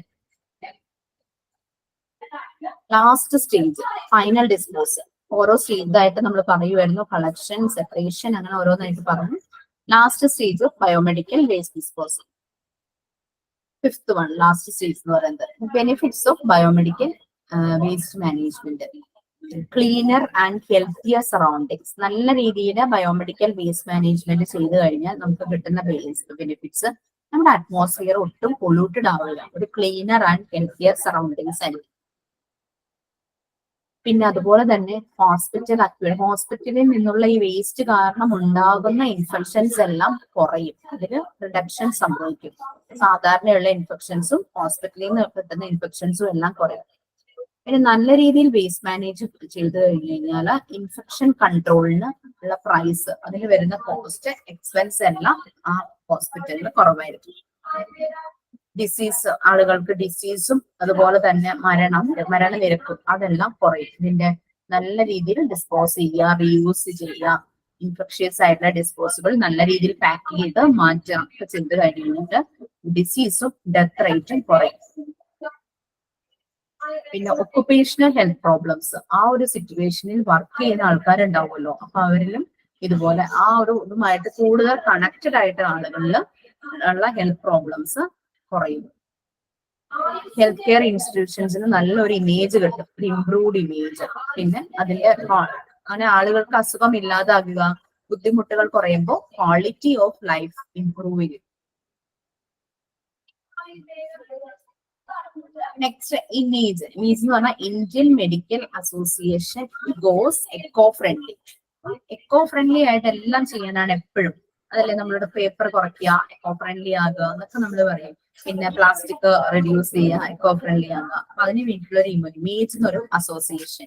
Image associate with all modern medicine health care establishments in both private ഹോസ്പിറ്റലുകളിലും ഗവൺമെന്റ് സെക്ടറിലും എല്ലാം ഈ ഒരു രീതിയിൽ തന്നെയുള്ള വേസ്റ്റ് മാനേജ്മെന്റ് ആണ്. അപ്പൊ അതിന് വേണ്ടിയിട്ട് ഉള്ള ഒരു അസോസിയേഷൻ ആണ് ഇമേജ് എന്ന് പറയുന്നത്.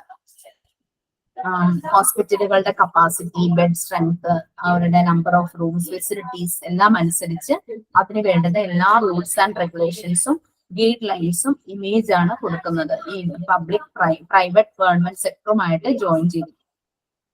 ലാബ്, ഡെന്റൽ ക്ലിനിക് പലതും ഉണ്ടായിരിക്കുമല്ലോ.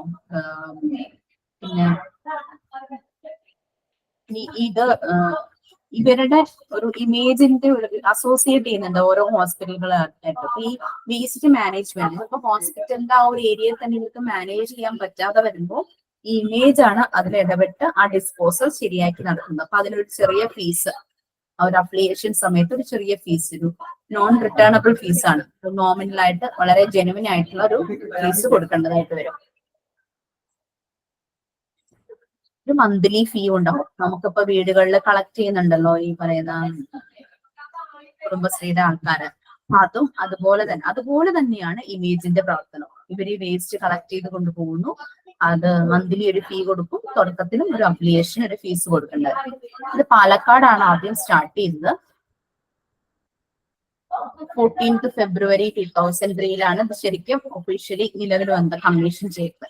Image plan has been working successfully from January 2004. കാരണം വെച്ചാൽ നമ്മുടെ വലിയ വലിയ സിറ്റികളിൽ ഈ പറയുന്ന ഹോസ്പിറ്റലുകൾക്ക് ഡിസ്പോസ് ചെയ്യാന്നുള്ളത് അവരുടെ ആ ഏരിയയിൽ അവർക്ക് അതിനുള്ള ചിലപ്പോൾ ഒരു സ്പേസോ അതിനുള്ളൊരു കൺവീനിയന്റ് ആയിട്ടുള്ള കാര്യങ്ങൾ ഉണ്ടാവില്ല. ഇതുപോലുള്ള അസോസിയേഷൻ അത് കളക്ട് ചെയ്ത് വേണ്ടുന്നത് ചെയ്യും. അതിനൊരു ചെറിയ ഫീസ്. അത് ഗവൺമെന്റും പ്രൈവറ്റുമായിട്ടും ചേർന്നാണ് അവർ ചെയ്യുന്നത്. അവർ ഗ്യാരണ്ടി ചെയ്യുന്നു image scientific removal of infectious waste generated from health caring institution across Kerala within 48 hours in line with the provisions laid down in the biomedical waste management rules. Biomedical waste management rule പറയുന്ന guide lines എല്ലാം വെച്ചിട്ട് within 48 hours ഇവരെ നല്ല രീതിയിൽ തന്നെ ആ biomedical waste അവിടെ നിന്ന് മാറ്റി കൊടുക്കും. ഈ biomedical waste management rule release ചെയ്യുന്നത് ministry of environment and forest. കാരണം കൂടുതൽ എൻവയോൺമെന്റിനും ഫോറസ്റ്റിനും അപകടം ഉണ്ടാക്കുന്നതാണ് ബയോമെഡിക്കൽ വേസ്റ്റ്. അപ്പൊ അതിന്റെ റൂൾസ് കൊണ്ടുവന്നത് അവരാണ്. അവര് പറയുന്ന ഗൈഡ് ലൈൻസ് അനുസരിച്ച് ഈ ബയോമെഡിക്കൽ വേസ്റ്റിനെ അവിടെ നിന്ന് റിമൂവ് ചെയ്യുന്നത് ഇമേജ് എന്നുള്ള അസോസിയേഷനാണ്. എല്ലാ ഗവൺമെന്റ് ഇൻസ്റ്റിറ്റ്യൂഷനും ഈ ഇമേജിന്റെ ബെനിഫിഷ്യറീസ് ആണ്. കാരണം അവർക്കത് ആവശ്യമാണ്. അതൊരു നല്ലൊരു സർവീസ് തന്നെയാണ്. എല്ലാ ഗവൺമെന്റ് ഹെൽത്ത് കെയർ ഇൻസ്റ്റിറ്റ്യൂഷൻസും ഡയറക്ടറേറ്റ് ഓഫ് ഹെൽത്ത് സർവീസിന്റെ അണ്ടറിലുള്ള എല്ലാ ഇൻസ്റ്റിറ്റ്യൂഷൻസും ഇവരുടെ ബെനിഫിഷ്യറീസ് ആണ്. ഇമേജിന്റെ സർവീസ് നല്ല രീതിയിൽ തന്നെ അവർക്ക് കിട്ടും. On an average about 55.8 times ആലോചിക്കുക biomedical waste arrives at the image plan daily. ദിവസവും അത്രയും ടണ്ണാണ് ബയോമെഡിക്കൽ വേസ്റ്റ് ഇമേജിൽ ഒരു ദിവസം വരുന്നത്. 30.5 tons ആർ ഇൻസിനറബിൾ വേസ്റ്റ്. അതായത് കത്തിച്ച് ആഷ് ആക്കാൻ പറ്റുന്ന വേസ്റ്റ് ആണ്. അതിൽ 30.5. അപ്പൊ ബാക്കി വരുന്ന 25.3 ആണ് അല്ലാതെയുള്ള waste. 19 tons autoclavable waste. Autoclave ചെയ്യാൻ പറ്റുന്ന വേസ്റ്റ്. നമ്മൾക്ക് അറിയാം പല ഡിസ്പോസൽ മെത്തേഡ് നമ്മൾ പറഞ്ഞു, ഇൻസിനറേഷൻ. അപ്പൊ ഈ വരുന്നതിൽ ഏകദേശം അത്രയും 30.5 ഇൻസിനറേഷനിലൂടെയും 19 tons ഓട്ടോക്ലേവിലൂടെയും റെഡ് ബാഗിൽ കളക്ട് ചെയ്യുന്ന 5 tons bottles, 0.7 ton sharp and metals ആയിരിക്കും, 0.6 ton ഡിസ്കാർഡഡ് മെഡിസിൻസ്. ഒരു ആവറേജ് കണക്കാണ് കേട്ടോ. അത് ചിലപ്പോൾ മാറാം. എന്നാൽ അവരൊരു ആവറേജ് ആയിട്ടുള്ള ഒരു കണക്ക് പറഞ്ഞതാണ്. ഗ്യാതേർഡ് ഫ്രം ഓൾ 13,000+ അതിൽ കൂടുതൽ ഹെൽത്ത് കെയർ സെന്റേഴ്സ് കേരളത്തിന് within 24 hours of its generation. പിന്നെ സിമ്പിൾസ് യൂസ് ചെയ്യുന്ന സിമ്പിൾസ് ആണ് നമ്മൾ പലപ്പോഴും ഹോസ്പിറ്റലുകളിലൊക്കെ പോകുമ്പോൾ കാണാൻ പറ്റും. ബയോ ഹസാർഡ്സ്, ബയോളജിക്കൽ ആയിട്ടുള്ള വേസ്റ്റ്, അപകടമുള്ള ബയോളജിക്കൽ ആയിട്ടുള്ള വേസ്റ്റ്. പിന്നെ സൈറ്റോ ടോക്സിക് എന്ന് പറഞ്ഞു കഴിഞ്ഞാൽ പോയ്സണസ്. പിന്നെ വാണിംഗ് ഇങ്ങനെ പ്രത്യേകം കൊടുക്കും, കുറച്ചുകൂടെ എക്സ്പ്ലനേഷനിലൂടെ. ഇൻഫെക്ഷ്യസ് വേസ്റ്റ് ഡിസ്പോസ് ഓഫ് പ്രോപ്പറായിട്ട് ഡിസ്പോസ് ചെയ്യണം.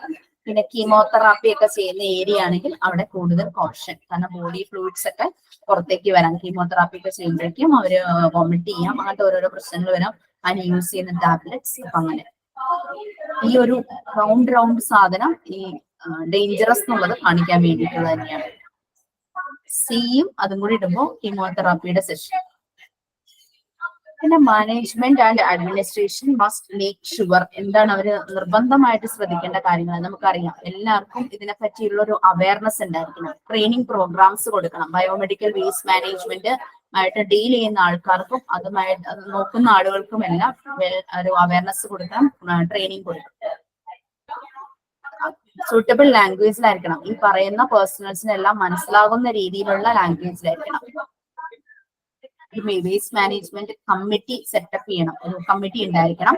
This committee should be liable for making hospital specific action plan for. അവരൊരു പ്രത്യേകമായിട്ടൊരു ഹോസ്പിറ്റൽ ആക്ഷൻ പ്ലാൻ റെഡിയാക്കണം ഈ വേസ്റ്റ് മാനേജ്മെന്റിന് വേണ്ടിയിട്ട്. അതിന്റെ സൂപ്പർവിഷൻ വേണം, മോണിറ്ററിംഗ് വേണം, ശരിയായ രീതിയിൽ ഇംപ്ലിമെന്റേഷനും നടക്കണം. ഇയർലി റിപ്പോർട്ട്സ് വേണം. ആക്സിഡന്റ് വന്നു കഴിഞ്ഞാൽ ബയോമെഡിക്കൽ വേസ്റ്റ് മാനേജ്മെന്റ് റൂൾസ് അനുസരിച്ച് അതെല്ലാം സ്റ്റഡി ചെയ്യണം. കൺസേൺഡ് അതോറിറ്റീസിനെ അറിയിക്കണം. ബയോമെഡിക്കൽ വേസ്റ്റ് മാനേജ്മെന്റ് റൂൾസും ഫോർമാറ്റും അനുസരിച്ച് അത് ഡീൽ ചെയ്യുകയും വേണം.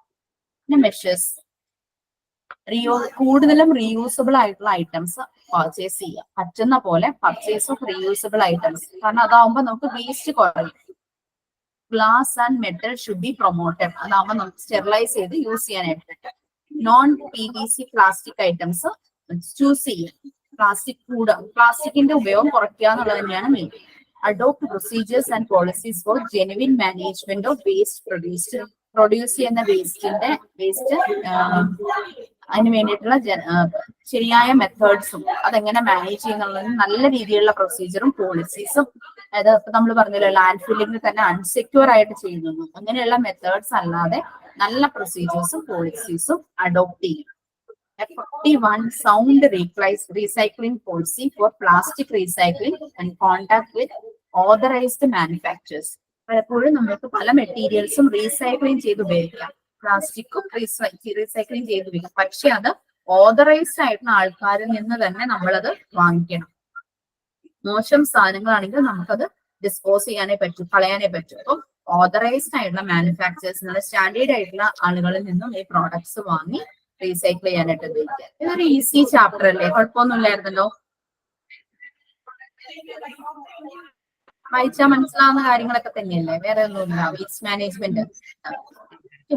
അപ്പൊ നിങ്ങൾ നല്ലതുപോലെ ഈ PDF ഒരു റെഫറൻസ് ആക്കി വെക്കുക. അല്ലെങ്കിൽ ആ നോട്ട്സിന്റെ PDF ഇനി നിങ്ങൾക്ക് ഒരു ക്ലാസ് ചെയ്യാൻ ഉണ്ടാവില്ല. അപ്പം ഓൾമോസ്റ്റ് കഴിഞ്ഞു. എന്തെങ്കിലും ഡൗട്ട്സ് വരികയാണെങ്കിൽ ഇവിടെ പറയാം. എന്തെങ്കിലും എക്സ്ട്രാ എടുത്ത് തരണമെങ്കിൽ അപ്പൊ എടുക്കാം. പിന്നെ എക്സാംസ് നല്ലതുപോലെ പ്രിപ്പയർ ചെയ്ത് എഴുതുക. നിങ്ങൾ കൂടുതൽ പഠിക്കാനാണ് പോകുന്നതെങ്കിലും ജോലിക്കാണ് പോകുന്നതെങ്കിലും നിങ്ങൾക്ക് കിട്ടിയ നോട്ട്സിന്റെ റെഫറൻസ് ആക്കി വെക്കാം. പിന്നെ അപ്ഡേറ്റ് ചെയ്യുക കേട്ടോ. നമ്മൾ പറഞ്ഞല്ലോ വേസ്റ്റ് മാനേജ്മെന്റ് തന്നെ അപ്ഡേറ്റഡ് അഡ്വാൻസ്ഡ് ആയിട്ടുള്ള കാര്യങ്ങൾ വരുന്നുണ്ടെന്ന്. എപ്പോഴും അപ്ഡേറ്റ് ചെയ്തുകൊണ്ടിരിക്കുക. നമ്മൾ ഈ പഠിച്ചത് മാത്രമല്ല, റിലേറ്റഡ് സ്റ്റഡി എപ്പോഴും ഇമ്പോർട്ടന്റ്. അത് വർക്ക് ചെയ്യുമ്പോൾ പ്രത്യേകിച്ച്. പഠിക്കുമ്പോൾ നമ്മൾ പഠിച്ചോളും, അപ്ഡേഷൻ ഉണ്ടാവും. പക്ഷെ നമ്മൾ വർക്ക് ചെയ്യുന്ന സമയത്ത് നമ്മൾ എപ്പോഴും അത് വീണ്ടും പഠിച്ചുകൊണ്ടിരിക്കുക. റിലേറ്റഡ് സ്റ്റഡി അത് അപ്ഡേറ്റ് ചെയ്യും. ഇൻഫർമേഷൻസ് അപ്ഡേറ്റ് ചെയ്യുക. നിങ്ങൾ ഏത് ഫീൽഡിലാണോ വർക്ക് ചെയ്യുന്നത് അതുമായി റിലേറ്റ് ചെയ്ത് വരുന്ന പുതിയ ഡെവലപ്മെന്റ്, പ്രോഗ്രസ് എല്ലാം അപ്ഡേറ്റ് ചെയ്തുകൊണ്ടിരിക്കുക. ഓക്കെ. മോക്ക് ടെസ്റ്റ് ഇടുവോ മിസ്സേ ഗ്രൂപ്പില്? എങ്ങനെയാ? എന്റെ മോക്ക് ടെസ്റ്റ് ക്ലാസ് റൂമിൽ ഇടുവോ? ഇടുമല്ലോ. കിട്ടിയില്ലേ കഴിഞ്ഞ ക്ലാസ്സിലൊന്നും? കഴിഞ്ഞ ക്ലാസ്സിൽ കിട്ടിയായിരുന്നു. ഇത് ഇടും.